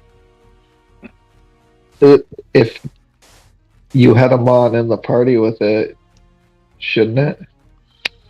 Yeah. Like, maybe.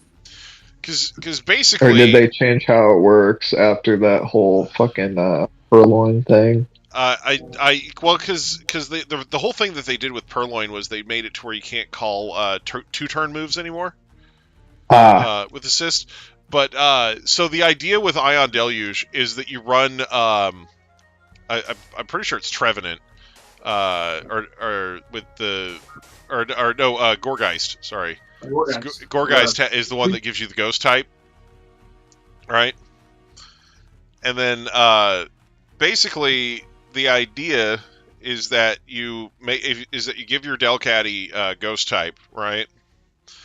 And then, you bring in Gengar, right? And you have Gengar roleplay Delcatty's normalize, and then have Gengar give that ability to both of your opponents, so that they have normalize too, and then basically, you can, like it worked better at Gen 6 because you could just Mega Evolve the Gengar, and give it, and that way it would have Shadow Tag. But basically, if the Delcatty could use Ion Deluge, then basically what it would do is it would make it to where whatever move that they were using was electric type, and then normalize would change it to a normal type move. and then if both of your mons are ghost type, then normal moves wouldn't hit them. So so something like that.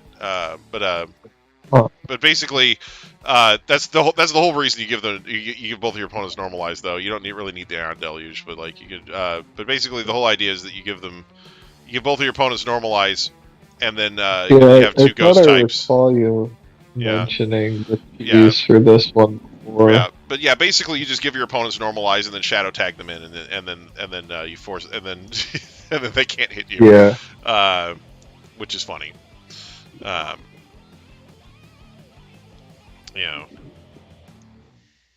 I don't know. I'm glad I'm not a fucking game designer balancer of all that shit, because, like, you have Gen 1 design, then you have Gen 2 design, then you have Gen 3 design, and they're all different, and they all have fans at this point, so it's right. like, it's really hard to work around expectations like that.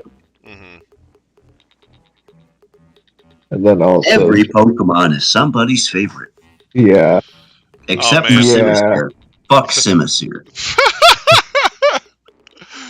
Now there was a girl in the shop earlier tonight, and she was like, "Oh, my favorite Pokemon's Psyduck," and so I showed her that clip of that stream where Psyduck crashed the Terra Raids. Oh yeah, when Psyduck was standing in the arena. Yeah, I showed her part of that stream where Psyduck was just vibing in our raids. You know. So that one picture, then the one where the Psyduck was like chilling off to the side, like, was that you guys? Yeah, so like, did you guys made that picture or something? So Hugo I think made the picture, but basically that was awesome. Because basically the what happened was we were doing the Mewtwo raids, right? And for the Mewtwo raids, you're supposed to get like they gave everybody a Mew, like through mystery gift. And basically the idea was that you were supposed to use the Mew against the Mewtwo. And there was like one particular Mew set that everybody was like running. And so this person brought their Mew in, but they hadn't like leveled it up all the way, and it was like terrible. So I was like, I tell you what, I don't want you to get left out on these raids. So trade me the Mew, and I'll fix it, right? So I had them trade me the Mew. And I just traded just a random Pokemon for my box, and it happened to be a Psyduck, right? So I traded them this Psyduck. Its nickname was Quackers. Top quality Psyduck.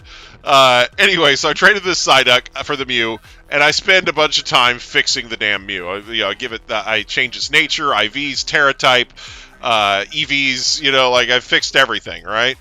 And then I traded it back to them, and they just traded me the Psyduck back. And so as soon as I started the fucking raid, the Psyduck is in the damn raid.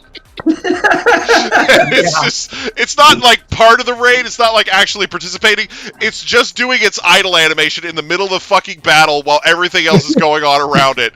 And it just has that stupid, vapid look on its face. And it just sent me, like, we were all fucking dying, like, because it was so fucking funny. Yeah, I had that happen with Groudon. Oh my gosh. Yeah, no, it couldn't have been Groudon? Groudon. Yeah, Groudon. Grandon. Oh no, Siva Gunner, they did a video a couple days ago. It was catching Grandon. Oh, I think I saw that. Didn't see the video itself, but I saw it in my like recommended shit, like, because I guess it was trending or whatever, gaining traction. Yeah, there's actually two more Siva Gunner legendaries that we got rights for in the Dubs Clover server. No.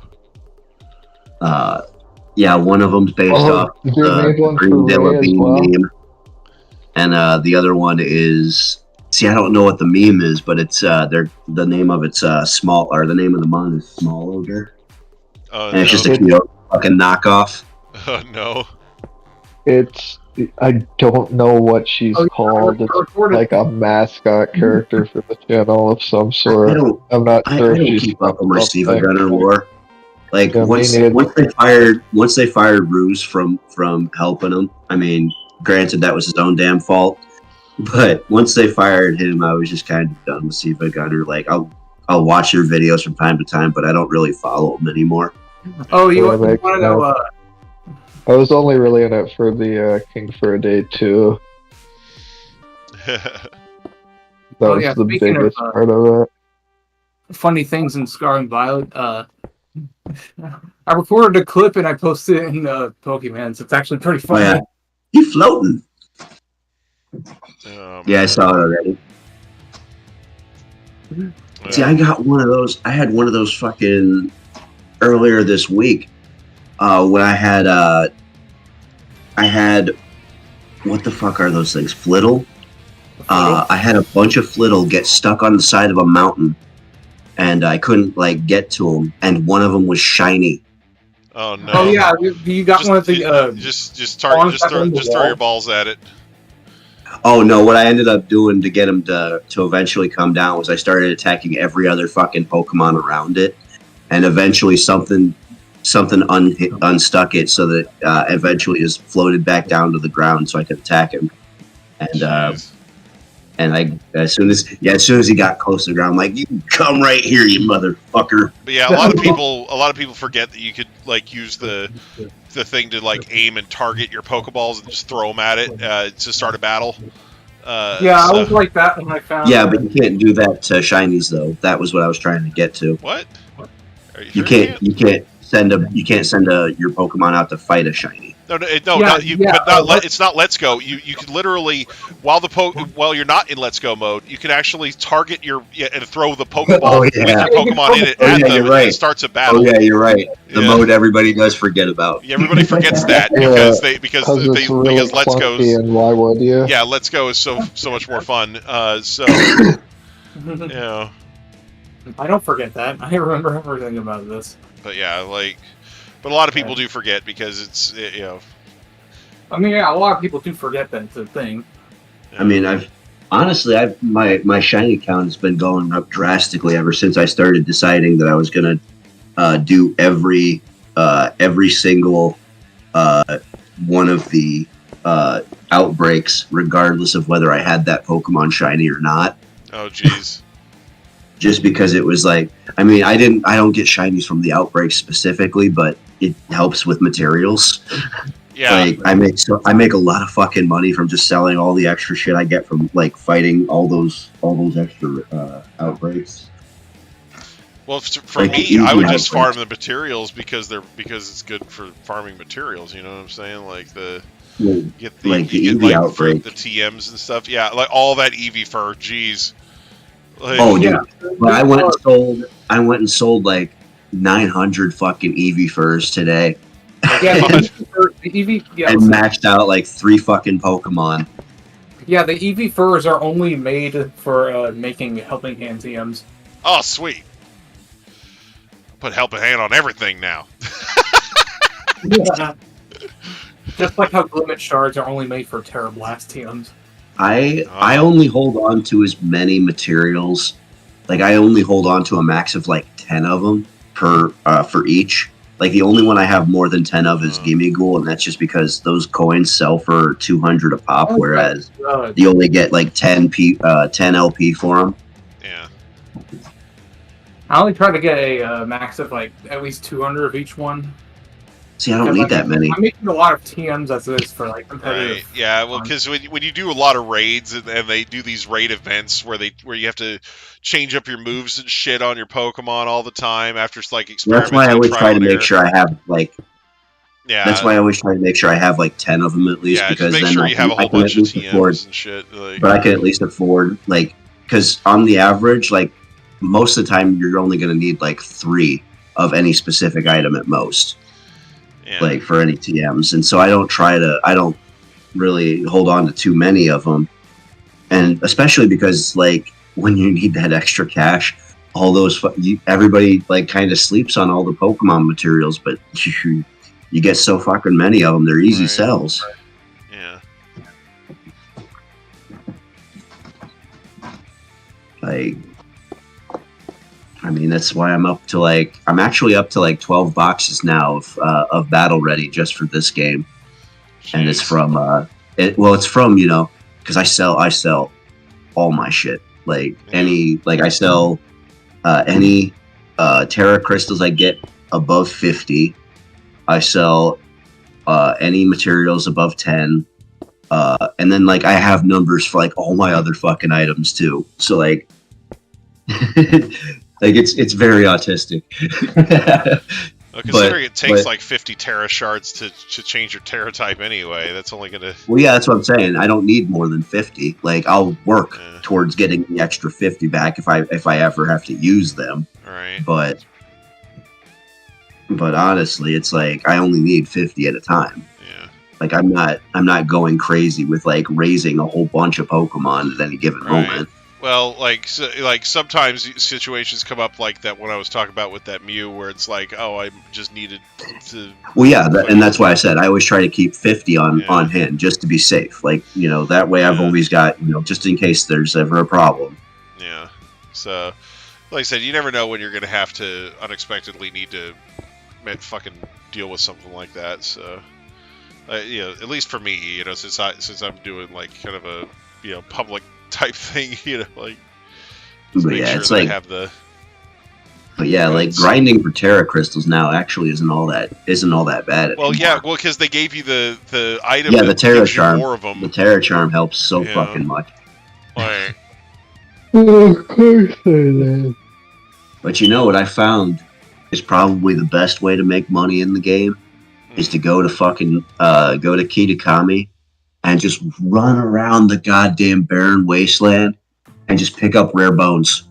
You'll get like 70 of them motherfuckers. They're worth $6,000 a piece. That is so fucking much. Like I do that every day, and I make I make enough to at least $500,000 every fucking day from doing that. Bank. Yeah, it's bank. Quotation marks. Yeah. The common bone. The uncommon bone. Right.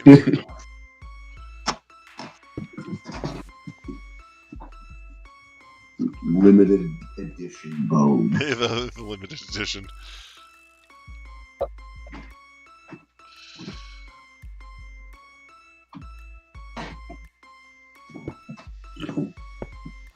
Promotional bone. Oh man. Travel into the next room. Alright.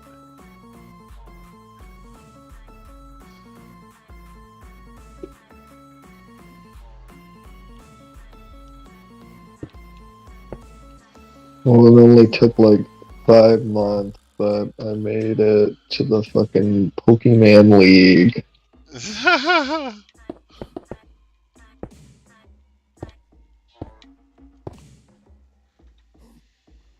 Well, as soon as my Ferretrus doesn't die.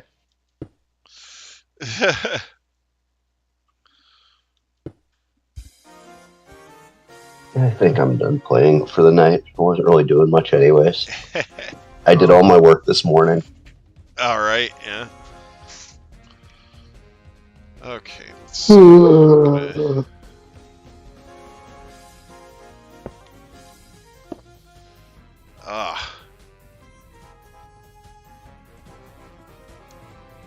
jeez. Actually, just kidding. It's exploding. I think that would be funnier.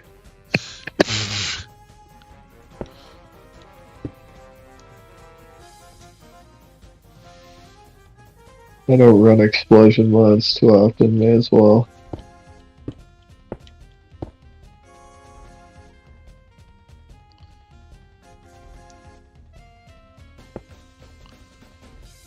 Oh my god. Thunderbolt for Ampharos, right for the league.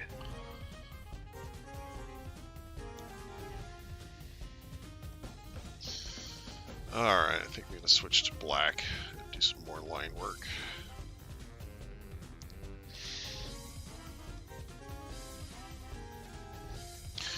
Although this one doesn't use a ton of black, like I noticed. But,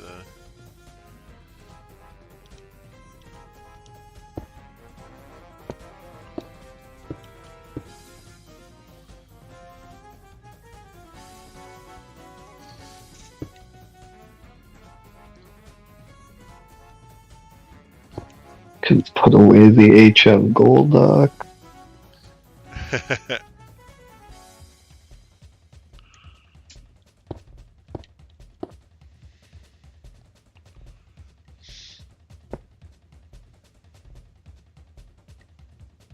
Did you know me and Xiao solos White Kyurem? oh no.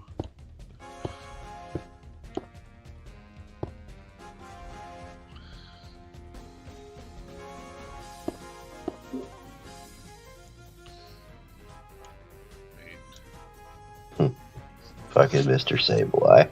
It's like, I have now finished the Scott Pilgrim show. I can say that it's flawed but entertaining. You're welcome. He's like, it's just like the original graphic novel and movie. It's actually kind of shit, but in a 13-year-old self-indulgent kind of way, complete with this new one being a 35-year-old guy rewrites his problematic story he wrote when he was 13. Yeah. I don't know. I'll probably watch it still, just to see what the fuss is about. Oh, what new Scott Pilgrim thing?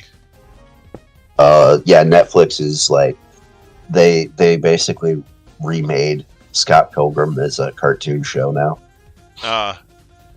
Yeah. But like, I guess apparently it's not following comics beat for beat, or the movie for that matter. So it's so it actually does change a few. It's its own thing legally, despite still being called the same thing legally.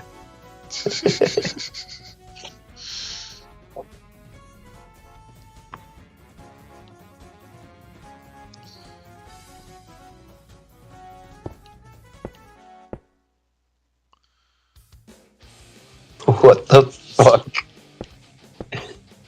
I'm just gonna post this in I'll just post this in stream memes. Okay. Wherever I can find it.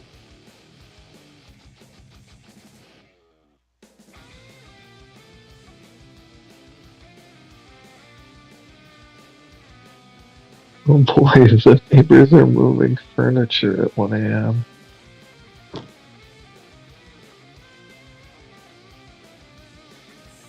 Pokemon Noon. And it's Kermit the Frog and SpongeBob SquarePants and oh my god. It's Pokemon Noon. Like, it's just like the K and the E are like fused together.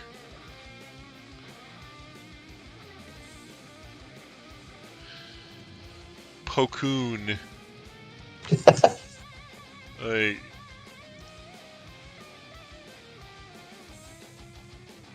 wow. That is... What? It looks like Kermit's got, like, Joker lipstick going on, like... Yeah. That's just kind of fucked up, honestly. Oh, man.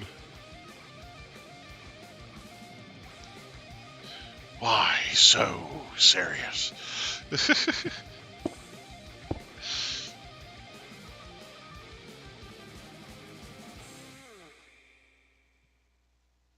think I need to go to before I see anything else I'll regret.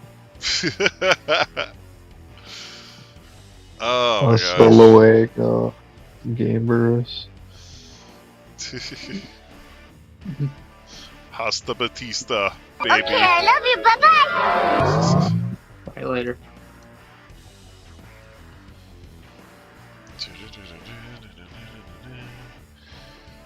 Man, actually, though, seeing that Noon, seeing the Noon crossover and everything makes me realize I'm finally starting to become detached from Clover, and that's a good thing because I've been wanting to get away from it for a while now, and the fact that I no longer give a shit about some other group coming in and just more or less taking over.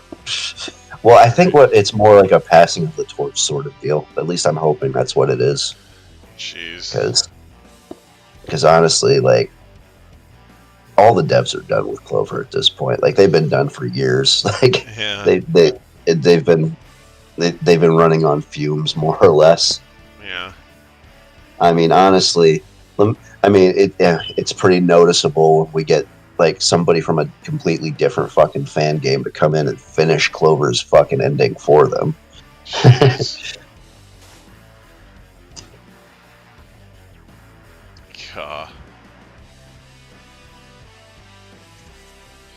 But that's just further confirmation that there should not be a Dubs Clover.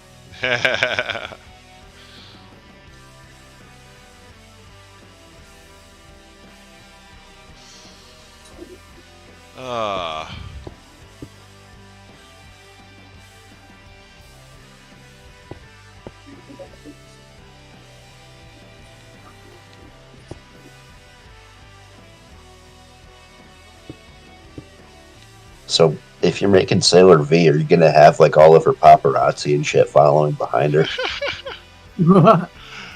Oh man. Say la vui. Oh man.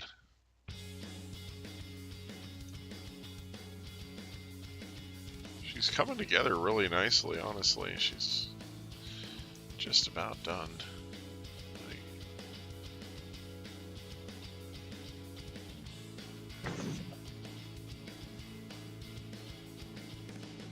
There's still her hair bow and then the bow on her chest to get done. And then...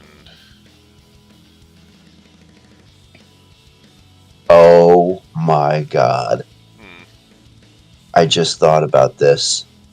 So, back when fucking Power Rangers came out, I always wondered, why there was, I wondered back when I was a kid, I wondered why there was never an orange Power Ranger. And now I think, it's was it from fucking Ninja Turtles? Or was it Sailor Venus that got the idea of an orange fucking Ranger in my head? Yeah, right. Yeah. It was funny because, Samurai Troopers had an orange one too. So that was... I know. Yeah. But you got to remember, when I was a kid, we didn't know what Japan was. Yeah, no, but the thing is, Samurai Troopers got localized over here as Ronin Warriors, so we had it. Oh yeah, well that is true. That's true. And that was very Sentai-esque as well. It's like a combination of magical girl and Super Sentai, but it's like young men in armor. Oh yeah, I had all the fucking all those warriors yeah, because I had those characters. I had Tulpa and I had the white one. Yeah. That was the power up outfit, the very last episode or whatever it was. Yeah, well, it was an interesting thing because I think the first appearance of the Inferno armor is episode 18 or something like that. So it's not a season finale, which is weird. But then it goes another 20 episodes after that. Or 21 episodes, because it's 39 episodes total or something like that. So it was just. I just remember I saw the armor one time in one episode for getting ready for school, and I was like, "That's cool! I gotta get that." Yeah, it's funny too because the they didn't change, like, they changed the opening theme for it, but unlike a lot of other series where they changed the opening theme, they didn't change the rest of the score. Which has a lot of... the score is basically all just, like, instrumental versions of the opening theme, basically. Like, so like, the original Japanese theme for Samurai Troopers, Stardust Eyes, it's... Like they actually kept it when they did the dub version, because when he first dons that armor, it's playing a like very very rock infused instrumental version of that theme, you know. And it sounds amazing, you know. So like, but they kept that in the score instead of changing the score to something else. Because a lot of series do that, like Metabots, for example, when they did the English version of that, they completely gutted the score, and changed the opening song and everything. Oh, you don't like the "It's time to battle, row battle"? So the Japanese opening for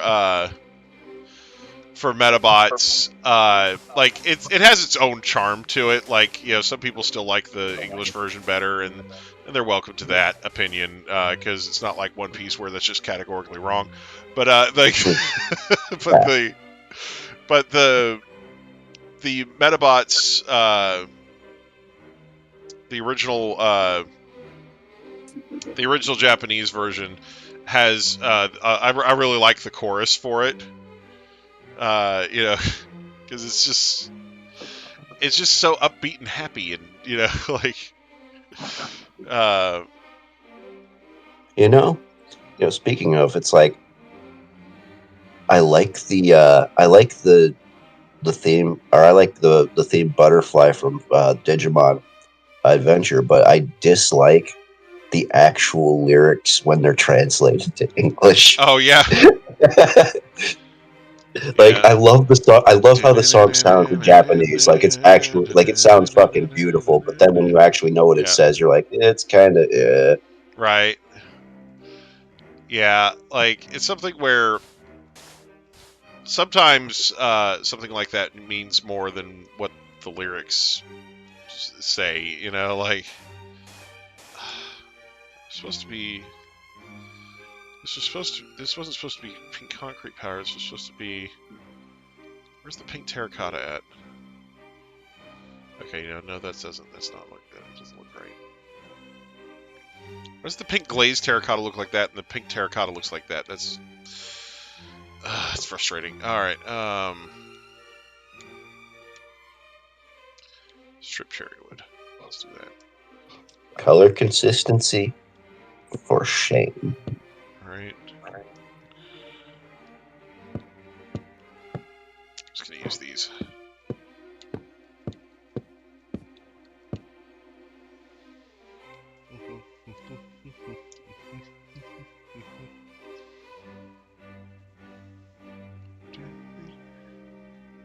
Yeah, they did something like that in one of the most recent Minecraft snapshots. They had to change the tough block textures because, like, all the grays they were using for each one of the tough blocks, they were all different, like shades of gray. Oh, jeez. Did they have 50 Shades of Grey? It was like 4, but yeah. Oh, man.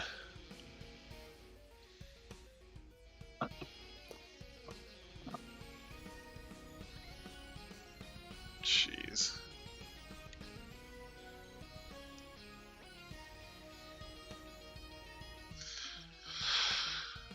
Oh, God.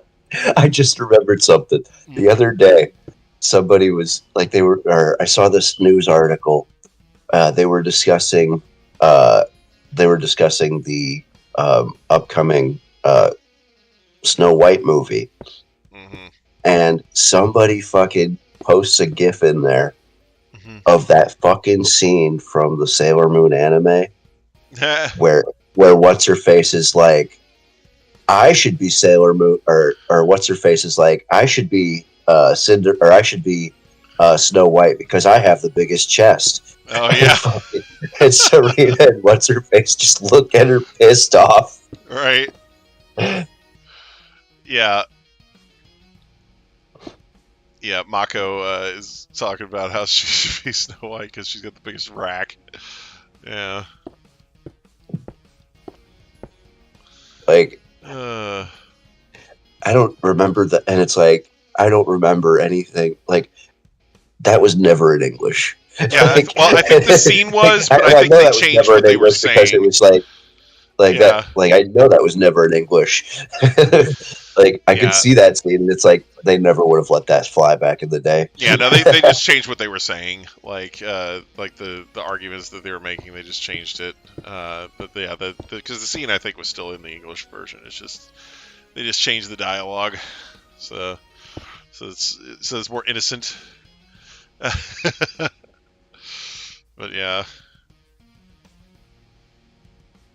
But I'm totally in favor of her being the next Snow White, if that's the case. Right. Oh man.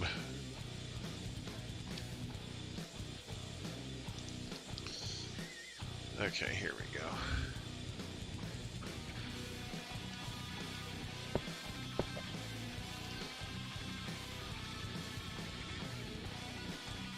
So, oh shit.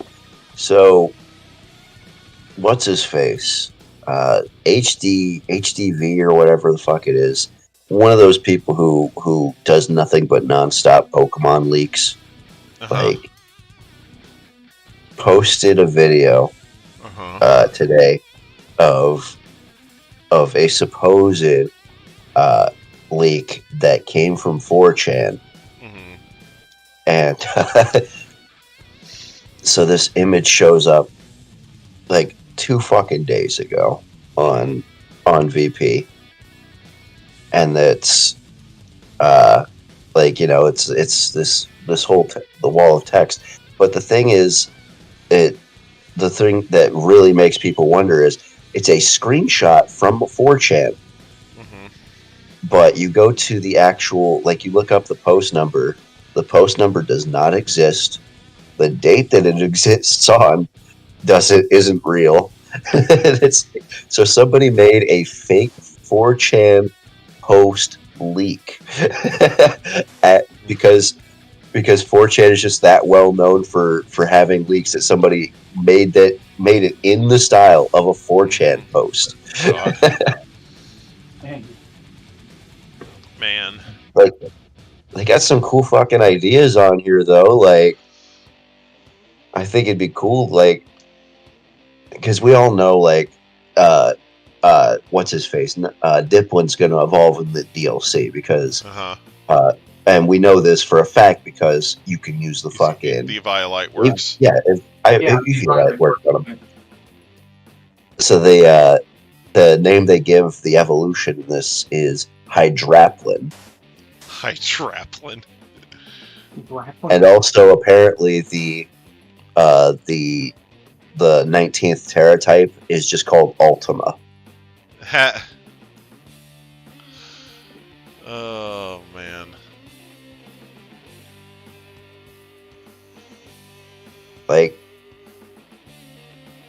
honestly, like, there's some really cool, like, I would not be disappointed if this leak turned out to be the real thing. But again, because of how weird it is, like, that it has the wrong post number and the wrong date and everything, I'm almost certain this is fake. Yeah. Yeah.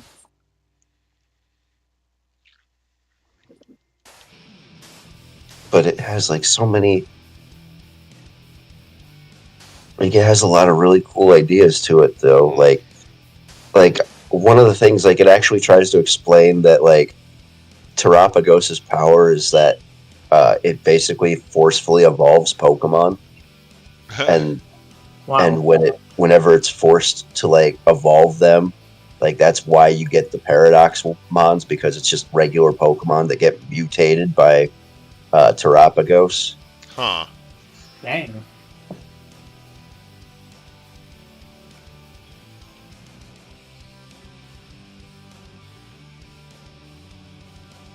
Here, I'm just gonna post this in the. Like I said, take this with a grain of salt, but I'll still post it. All right.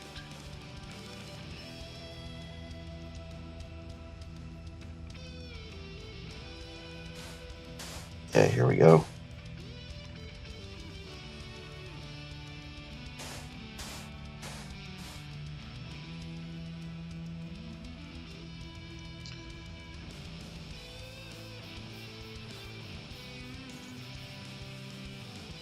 Yeah, there's... I just don't want to read the whole damn thing off, but yeah, you can see, like, there's some... Like I said, there's some interesting stuff on here. But I'm not sure. Like, I don't think it's necessarily... Like, this is the best possible explanation I think somebody could have come up with, but at the same time, it's like... enough monkeys with typewriters and so forth. Right.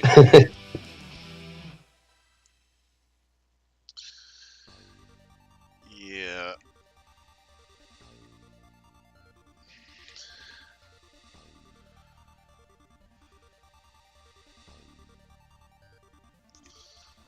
Oh, I see what they're doing. Okay. Waddle Gobbler Day. Holy shit, is it already going to be Thanksgiving this Thursday? Uh-huh. God damn. Time flies like an arrow. Fruit flies like a banana.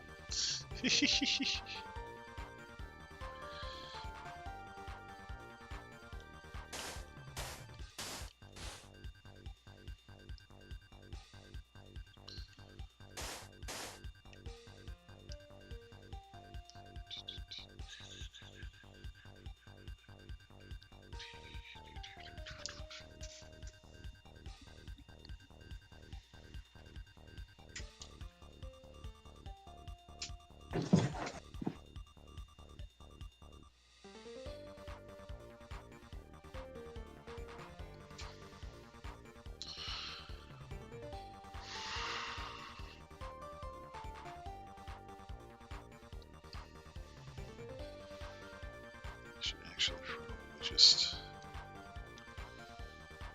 go ahead. So I went back and watched your Mario RPG stream.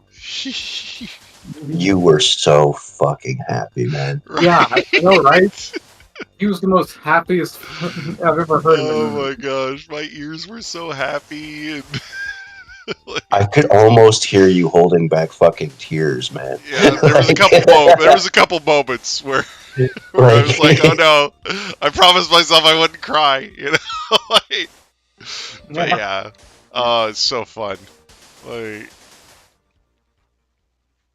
Like just the little cutscenes and shit add so much to the game.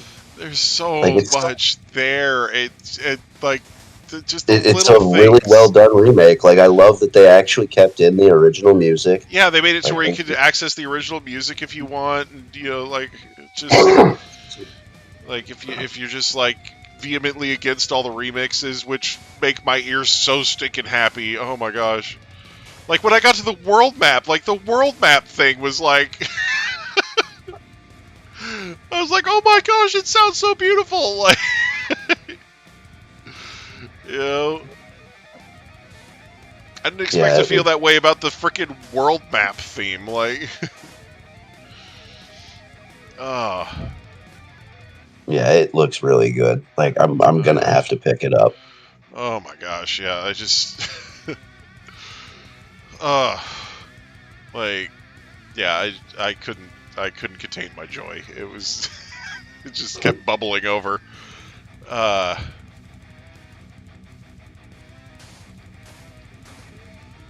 So are you getting 1,000-Year Door then, or?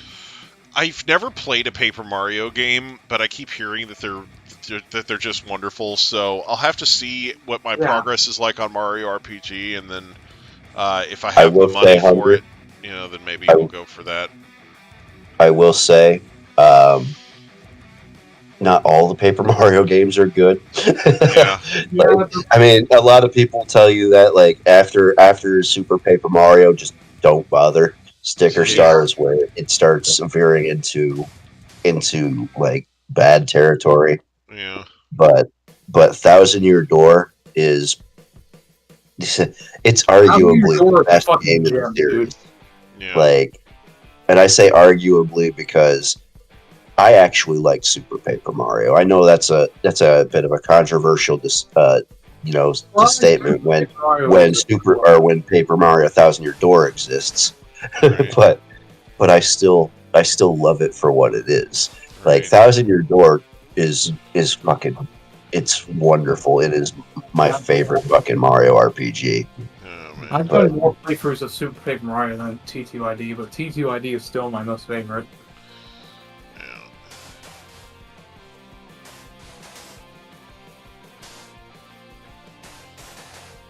Oh man.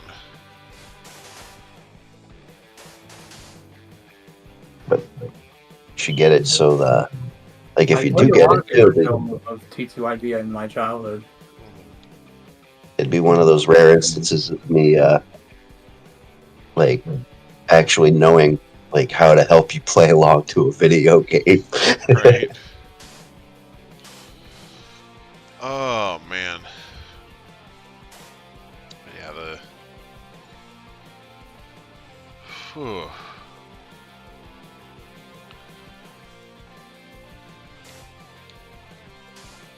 Yeah, I'm thinking about it for sure. It's definitely something I'm thinking about. Because I know a lot of people would like to see it for the channel. So, but and I said it I'd like really to see it just because I'd make a whole bunch of Flavio memes. Right. And be like, you should use these for thumbnails because it's Flavio. But yeah, like, it's something where, for like, originally it was the game's visual style that kind of put me off. Like, I saw the way the game looked and went, oh, I don't want to play that. But I always say that I'm more interested in gameplay than I am in the way something looks. So yeah, that's kind of how I am as well.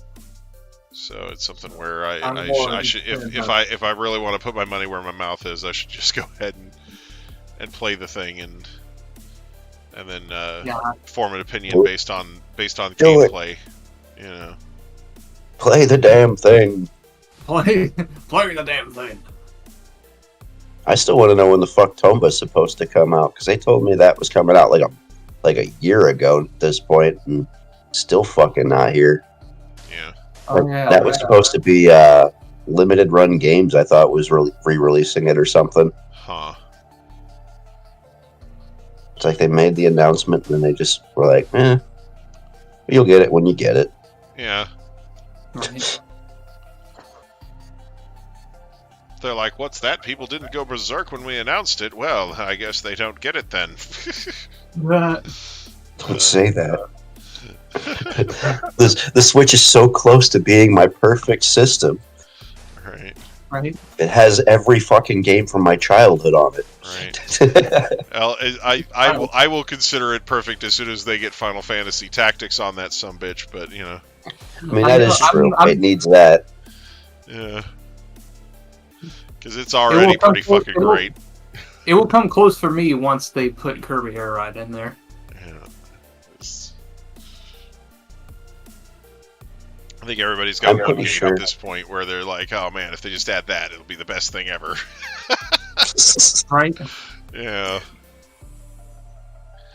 Because it's the best thing ever. Alright. Okay, what did I do over here?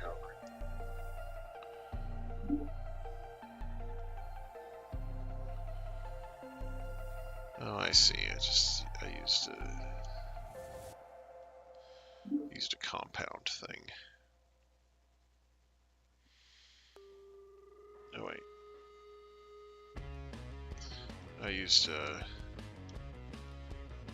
this. I used blue ice. Okay.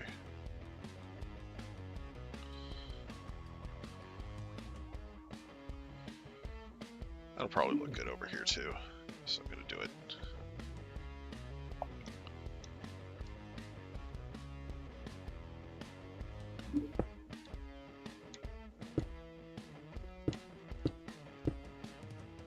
Learning color theory with Unger. Yeah. Well, it's one of those things where there's a lot of colors in this palette because there's so many different characters in it and everything, so just kind of... What is this? Oh. What was this again? Like a Neo Geo or Super Nintendo game? Or it was, yeah, I think it's from like a Super Nintendo game or something, and it's like just like a title screen image or something like that, I think. Maybe. So. Using every color that the engine can render. Something. Anyway. Oh my god, what the hell am I doing?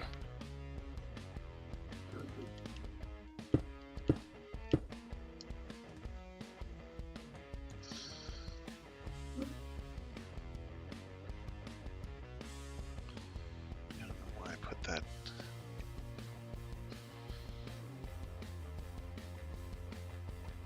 Hey, it's the ocean.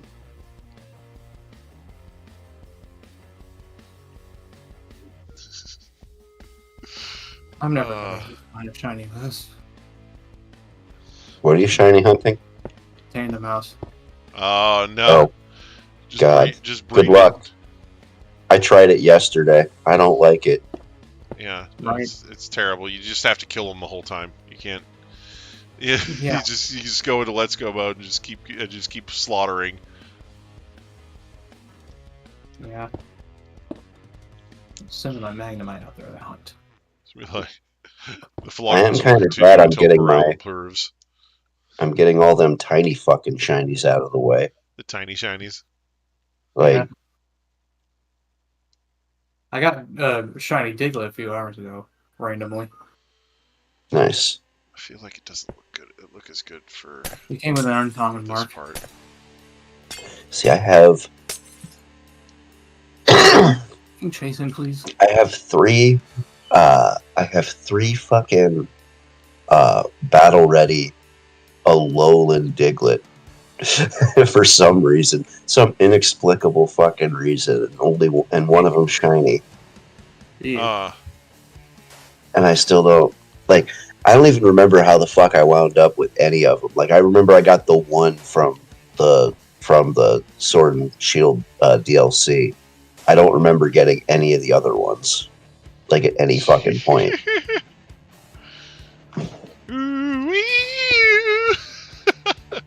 I mean, honestly though, I've raised so many fucking Pokemon at this point. Like, I am gonna forget a few. Right. Like, honestly, like I raised up my. I found a shiny Cutie Fly the other day, and I raised it up to Rabombi, only to realize I'd already raised a fucking Rabombi at one point. Oh. Darn! Now you have another one. Shucks. Yeah, that's pretty much what it is at this point. It's like, oh darn! Now I've got two. You've had the greatest sticky web setter in the world. Yeah, what is it? I'm at because I've got like 12 boxes in this gen, and then in home I've got another like 10 boxes of Pokemon. So that's like 22 times 30. That's like 600 about 660 fucking battle ready Pokemon. Holy shit. Man.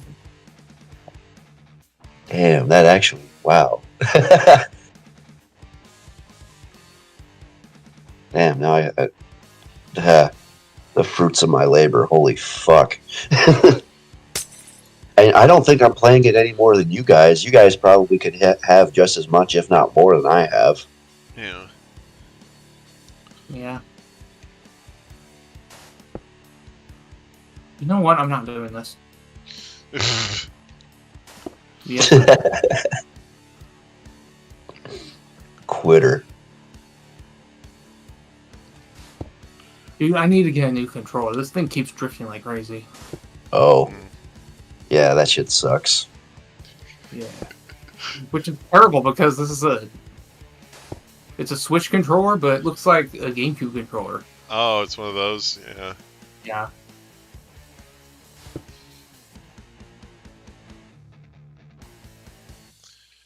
Deja vu! Yeah. Oh, man. Oops. Dang. I'd rather shiny hunt something else.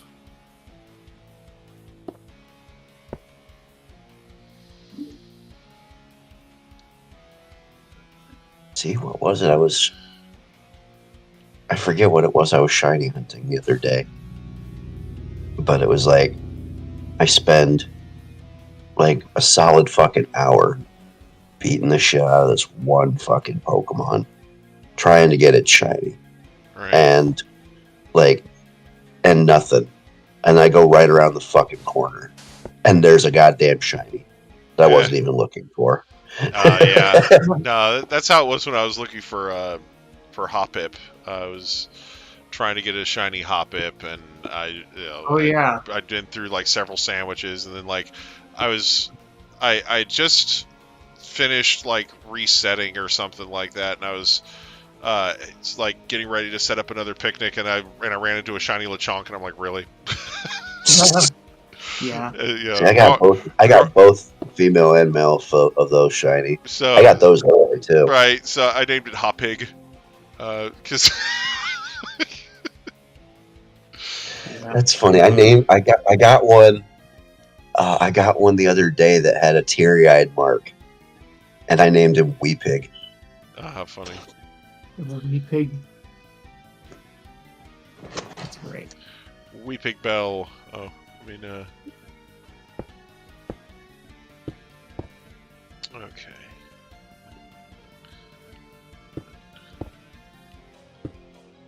Oh, that's her hand. I can't fucking see. Oh. You talking about her gloved hand there? Yeah, I was like, why doesn't that look like a bow? Yeah, because she's got her hand in front of it. That's why. Yeah. Oh man, yeah.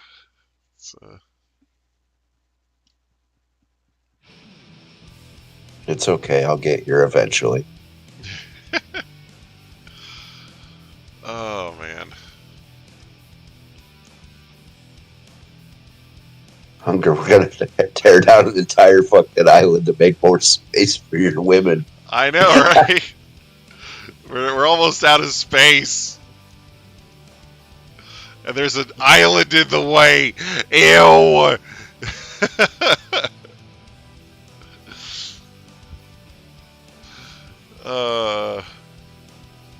Where's my goddamn space laser?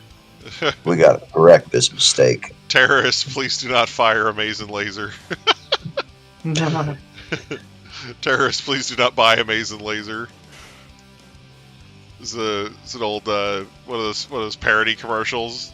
You know, they're like advertising this product called Amazing Laser. It's like, you know, Amazing Laser makes short work of yard work, and it's like showing like there's like a car in the yard and it just vaporizes it. You know. Yeah. It's like destroying boulders, and then like after a while it just starts putting these disclaimers in, like, please do not aim Amazing Laser at the president.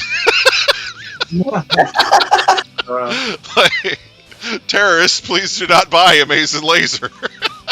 You know, like, yeah, just, oh man. Do not fire amazing laser at military personnel. Right. It's just like just kept like adding to the disclaimers. Stockpile them disclaimers. Oh man. I actually just found that. Oh, you found So the video? I'll post it. Oh man. It's like that in the Happy Fun Ball commercial. Like, Here, let me just make sure. Yeah, let me just make sure it's the right one real quick. okay.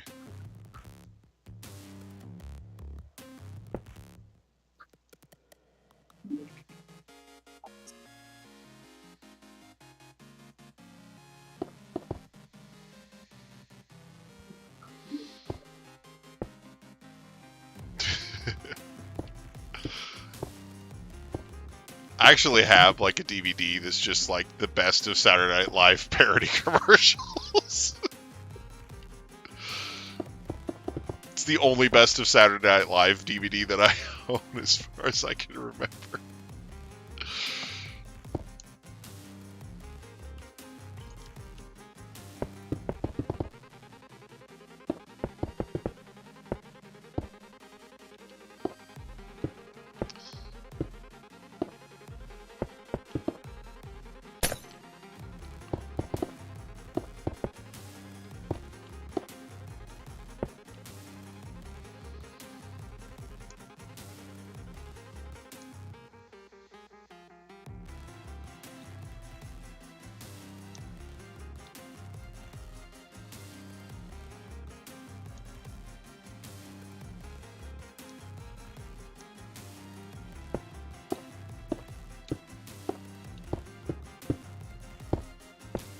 Oh man.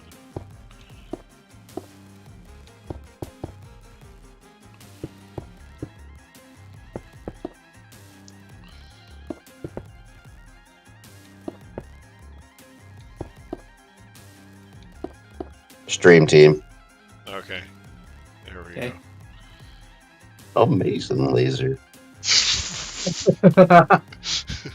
So good.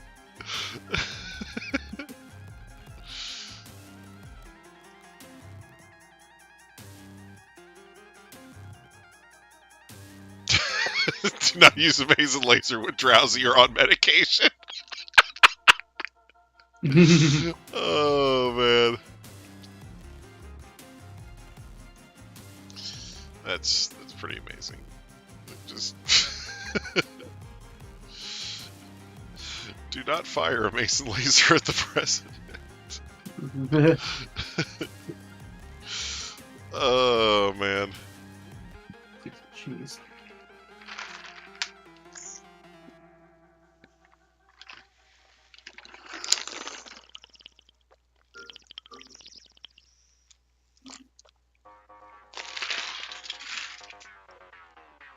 Oh man.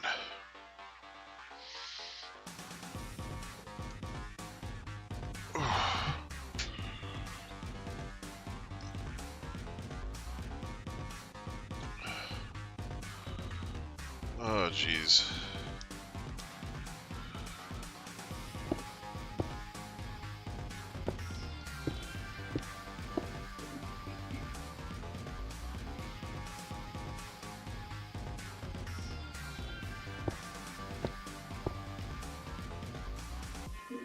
Oops. Shit.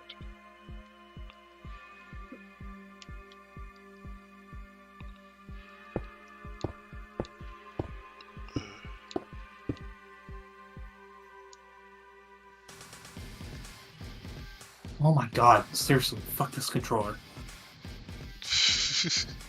Oof.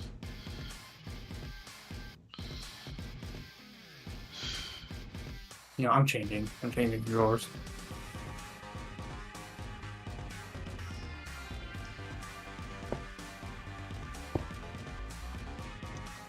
It's so sad. I bought this thing like two and a half months ago. Oh, wow.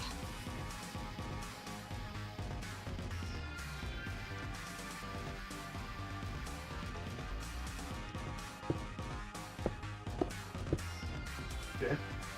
There it is. It's like this really old controller that I have over here. It's just that it's not drifty, but the A button is very loose. Oh.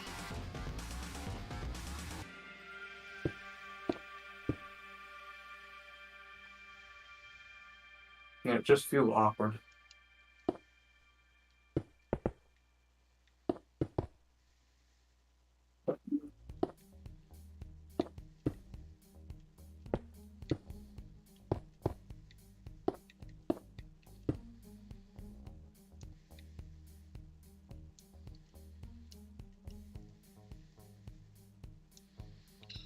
I mean, honestly, dealing with a loose A button is better than dealing with fucking drifting. Deja vu. I've heard this complaint before. Yeah.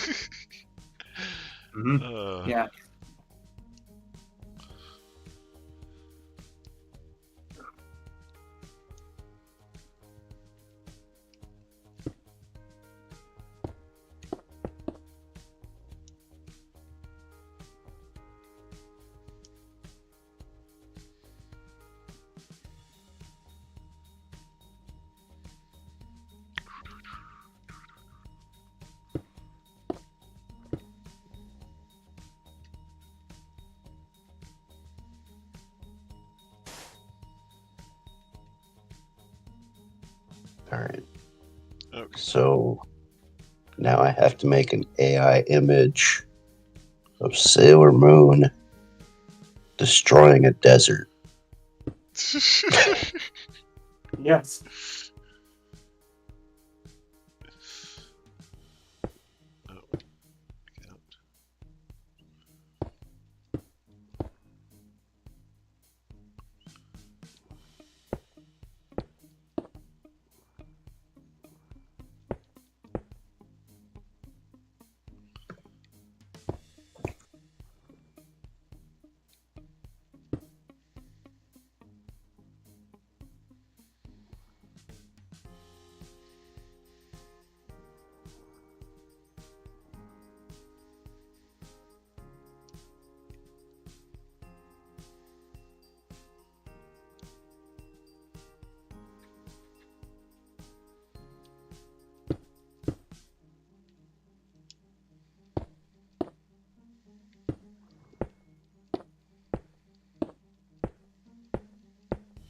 Why did they give her crystals in all of these pictures?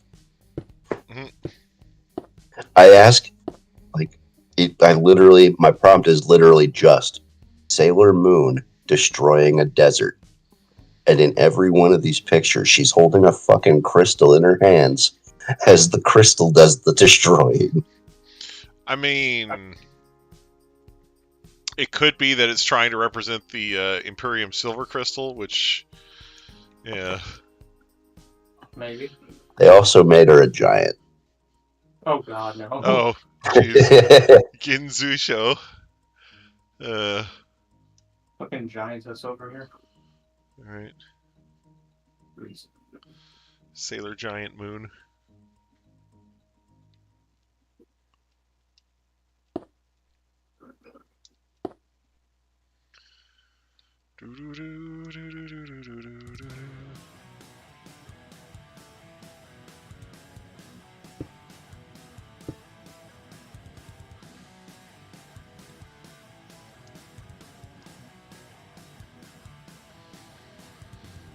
Maybe it just doesn't know what she normally attacks with. Right. Moon Tiara. Moon Tiara action!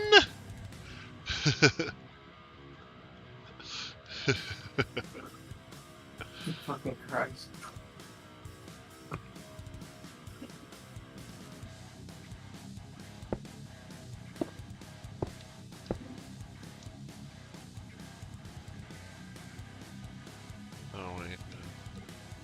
Yeah, see, like all of these pictures, they're the same damn. It's like the same damn premise, even though it's not what I asked for. Right.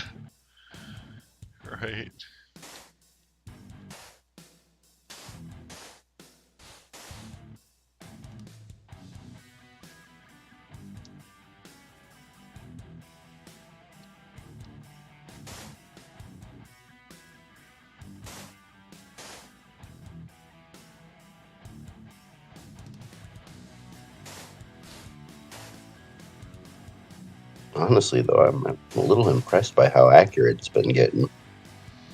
Like, I don't see extra fingers on these or anything like that. Oh, that's nice. No weird mutations with the eyes. Yeah.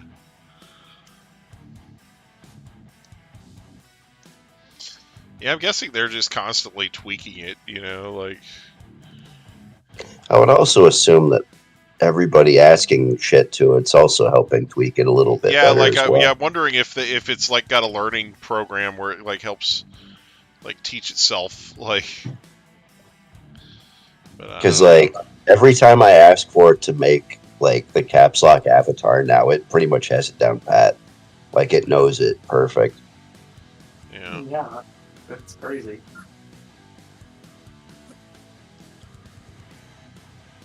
Also, for some reason, I can't use the phrase Sailor Moon riding a zebra over a rainbow without it getting flagged. Right. Wow. I guess rainbow is a flagged word now. Yeah, because it could be political. I don't know. Because oh god damn it, you're right. This is dumb.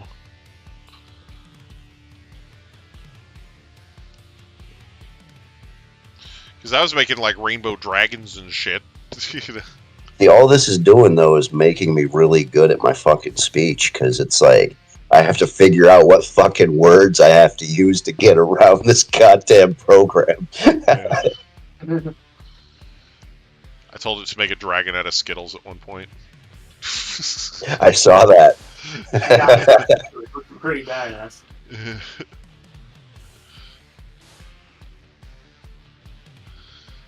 I was like, let's see what it comes up with.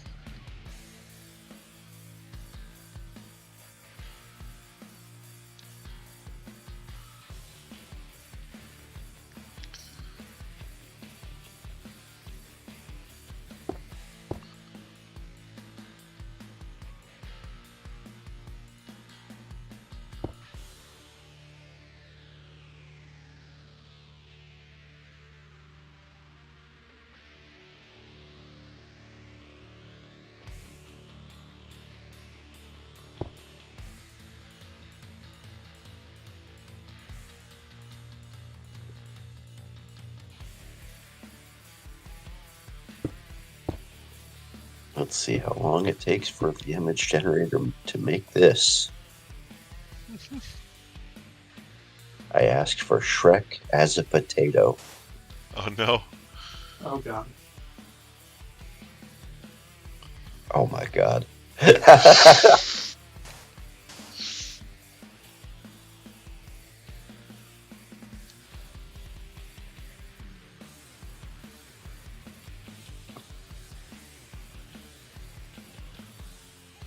It's Potato Shrek. It's Mr. Potato Shrek.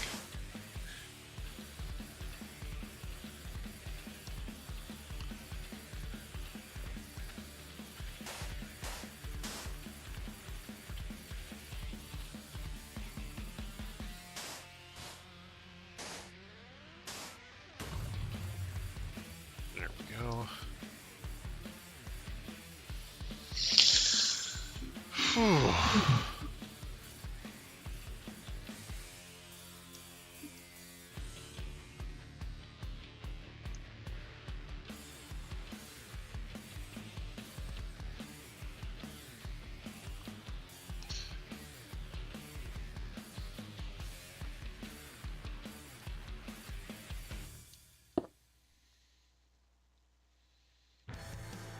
Okay, there we go.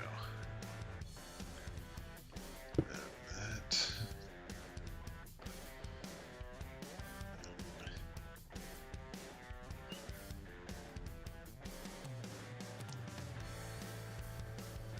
see how hideous this looks. Peter Griffin melting into a puddle. Oh no! Oh God.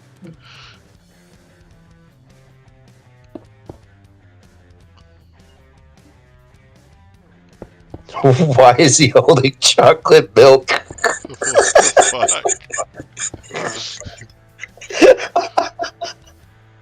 Guess he's allergic. I don't know.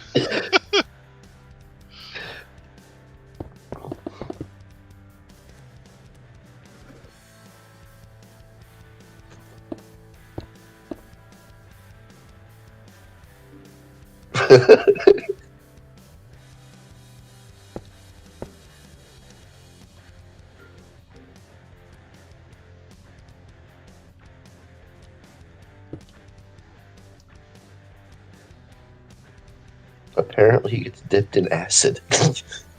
Oh no. See?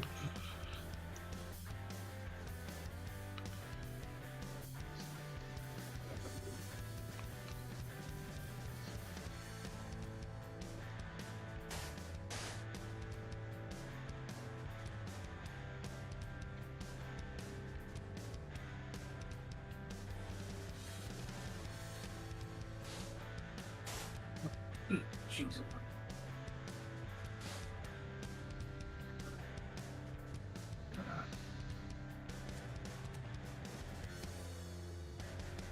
Quick, come up with the worst superhero name ever. The worst superhero name ever? Oh, that's a tough one. Yeah, I can't think of anything. My brain is dead. Florida Man? No. Brazilian man? Florida Man. Florida Man. I don't know.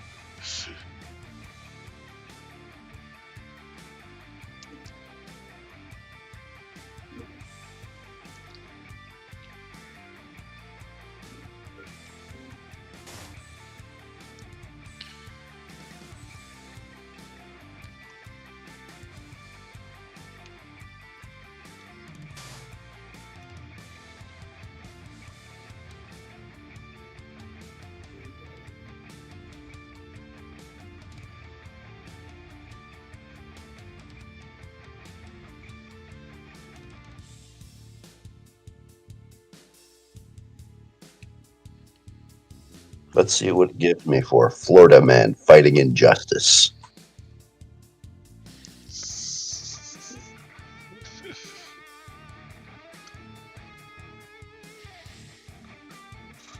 Just make it like really vague.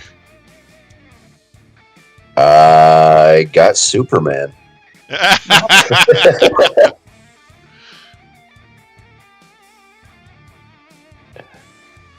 No, here we go. Here we go. This one works.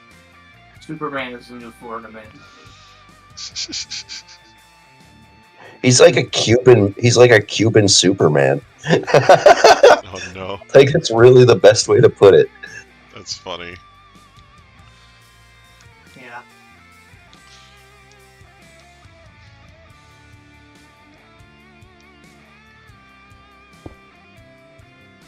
Here, I'll just post them all.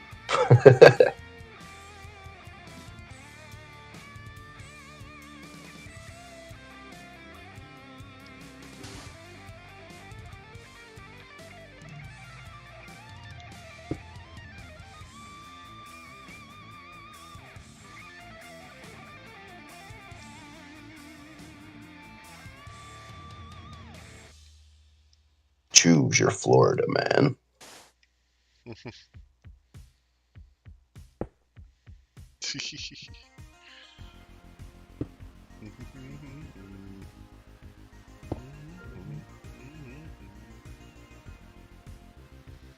Alright, let me check this out.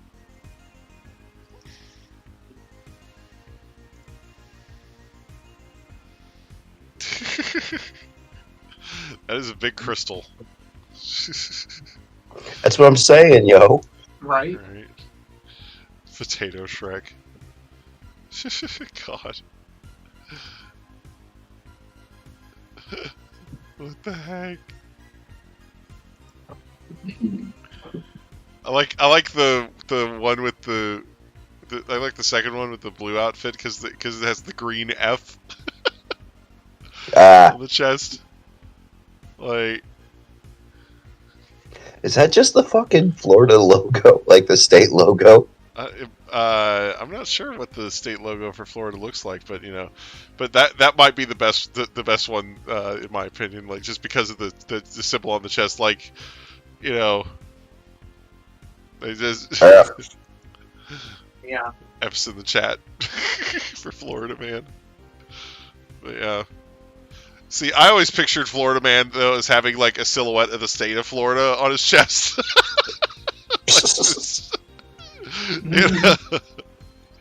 Like, oh my gosh.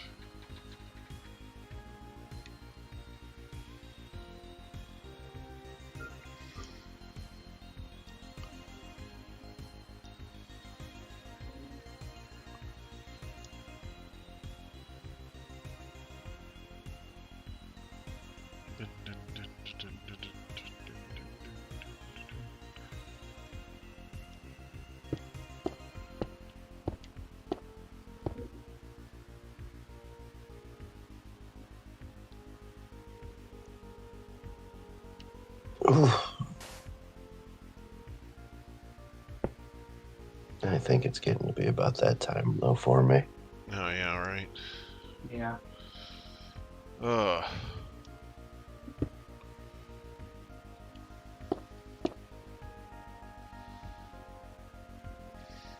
Yeah, I was kind of thinking about calling it too, but I'm so close to being done with her. Like, You might as well finish her up and then and call it there. That's kind of what I was thinking, but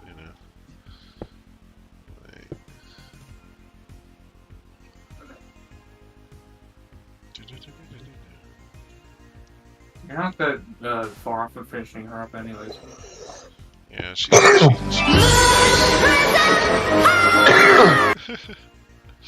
But yeah, I basically just need to do her bow and then a few other things. Like, she's getting there. She's really getting there. Uh-huh.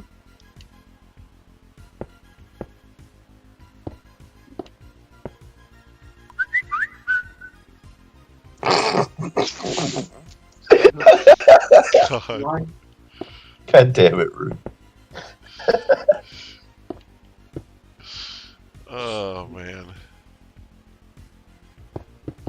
Like, I just see this one that says, not if whistle. Oh, no. Not if whistle.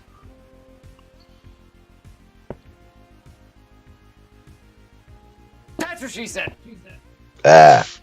Thanks, Rude. Hey.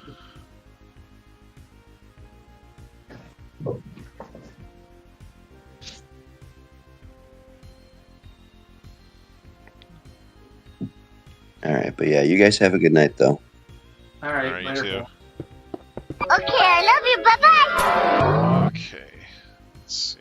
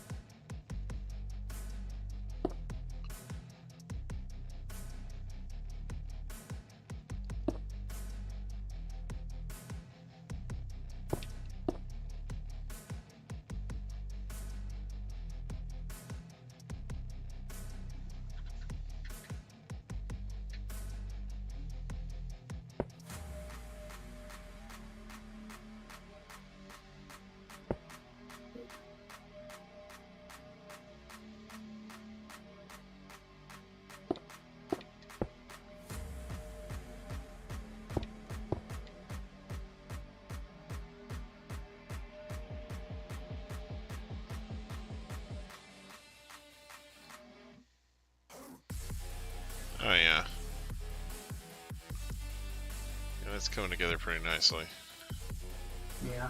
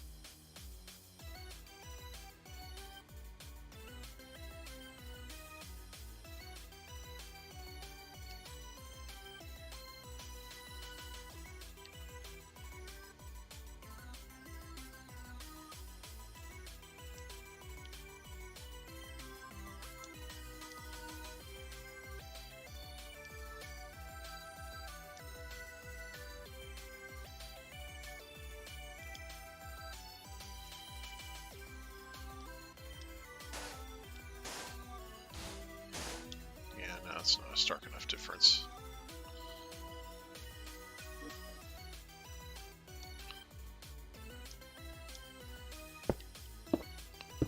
Let's use these.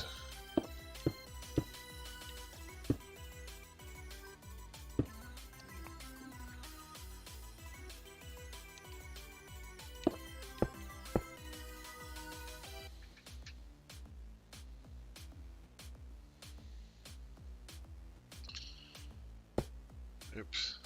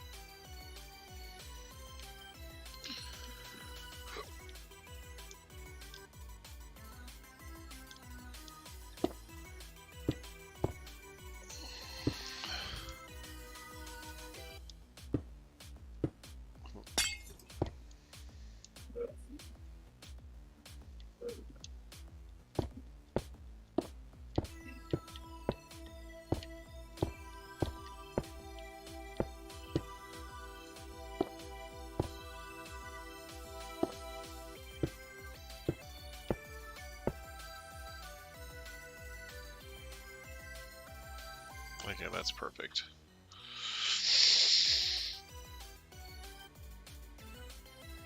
Okay. Yeah.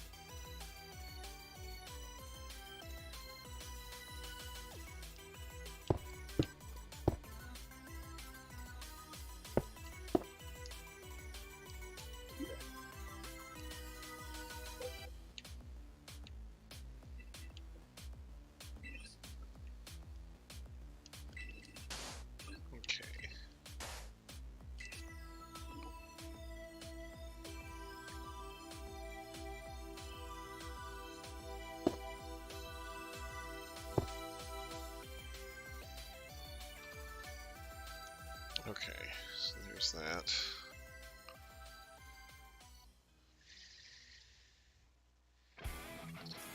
It's actually looking surprisingly good.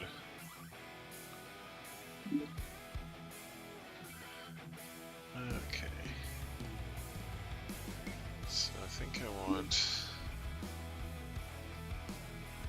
Go ahead and get the blue concrete that I was using. Or the light blue concrete, I should say.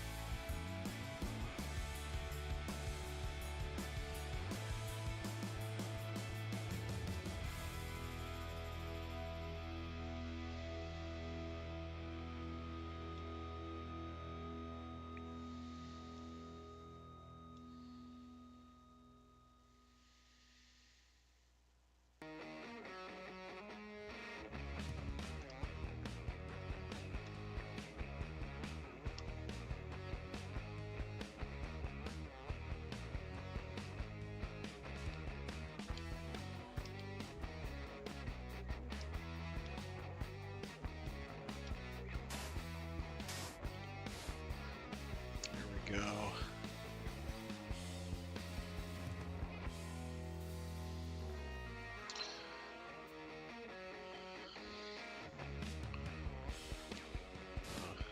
I see. Let's use this.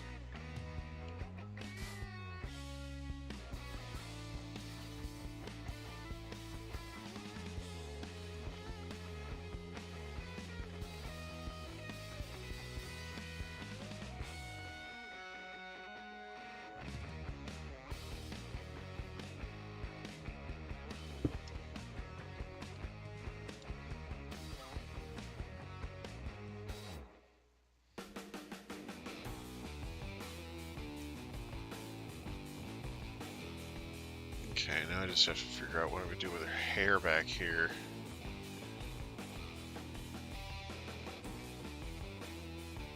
She has got some absolutely wild shit going on with her hair down here. This thing, so I'm just trying to...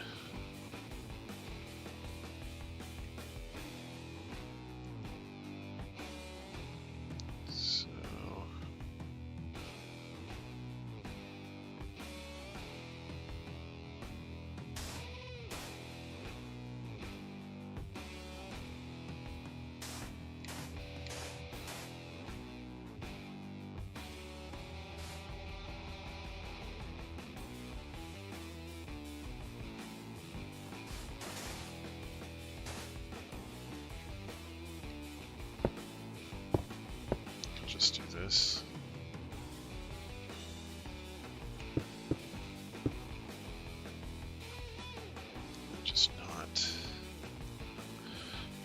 over with the pink colors because it's not going to look good.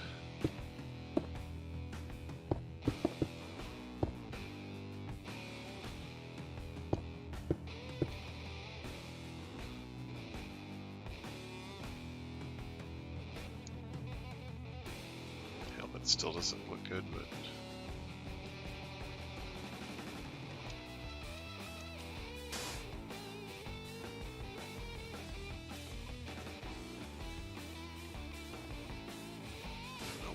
decided to sit there and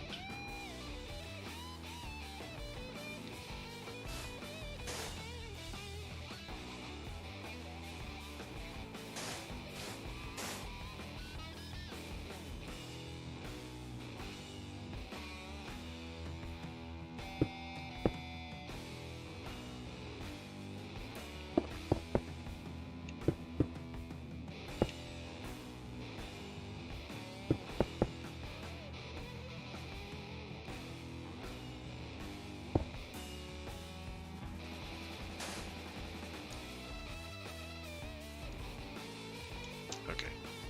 So I personally think that looks like shit. So I'm gonna go in,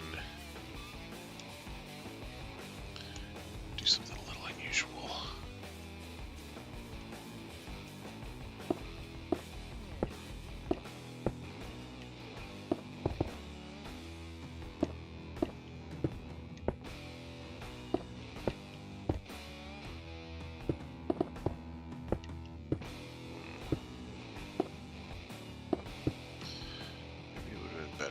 The orange stained glass instead.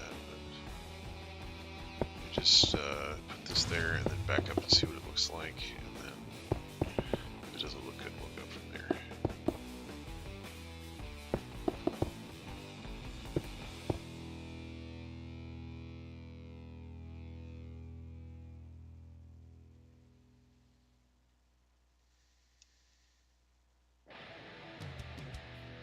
Yeah, no, I don't think that looks good. It's too bright.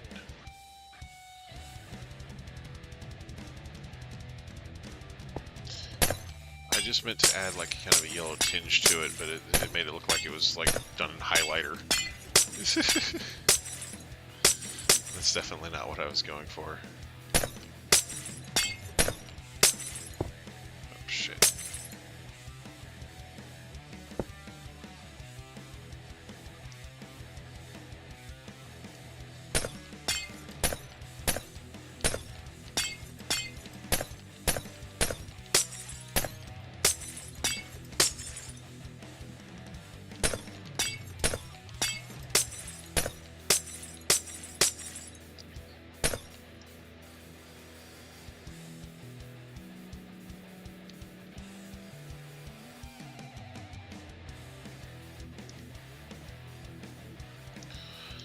What if we did this instead?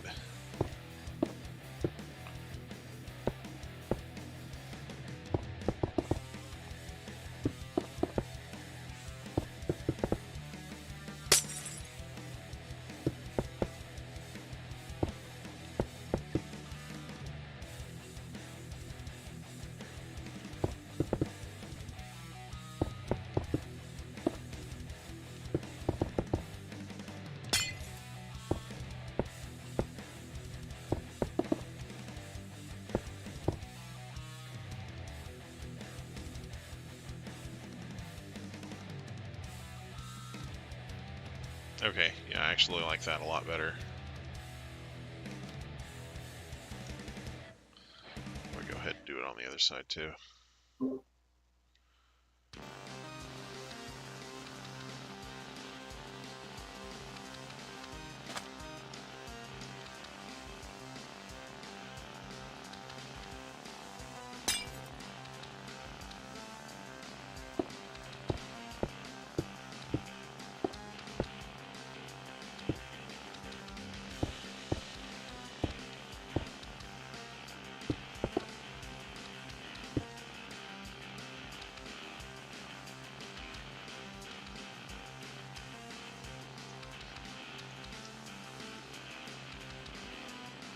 Alright,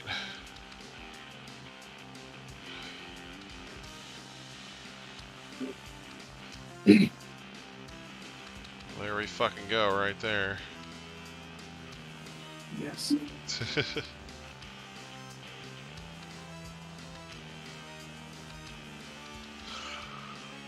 All right. So I got 2 left. I got 2 left to do. I got Jupiter and Pluto. So not bad. Mm.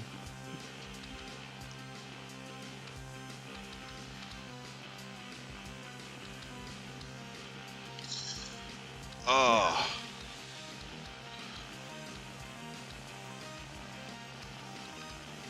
Pretty sure I filled everything in, so I'm pretty happy with myself.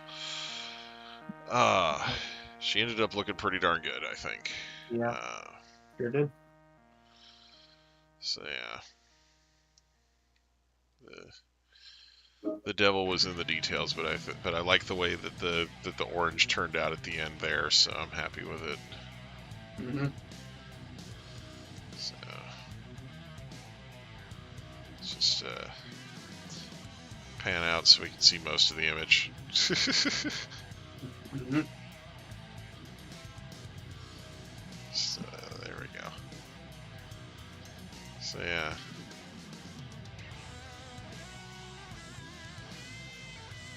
All right, so yeah, it's 8 down, 2 to go. The long is over, guys. Right, we're getting there.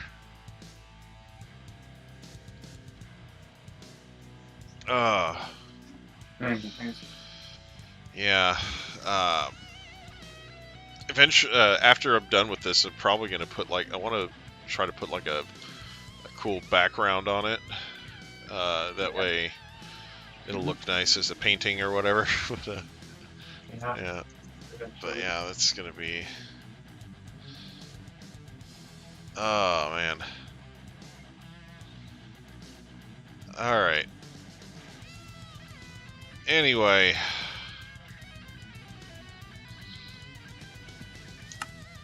All right, that is going to be it for this one, everybody. I want to thank everybody so much for watching.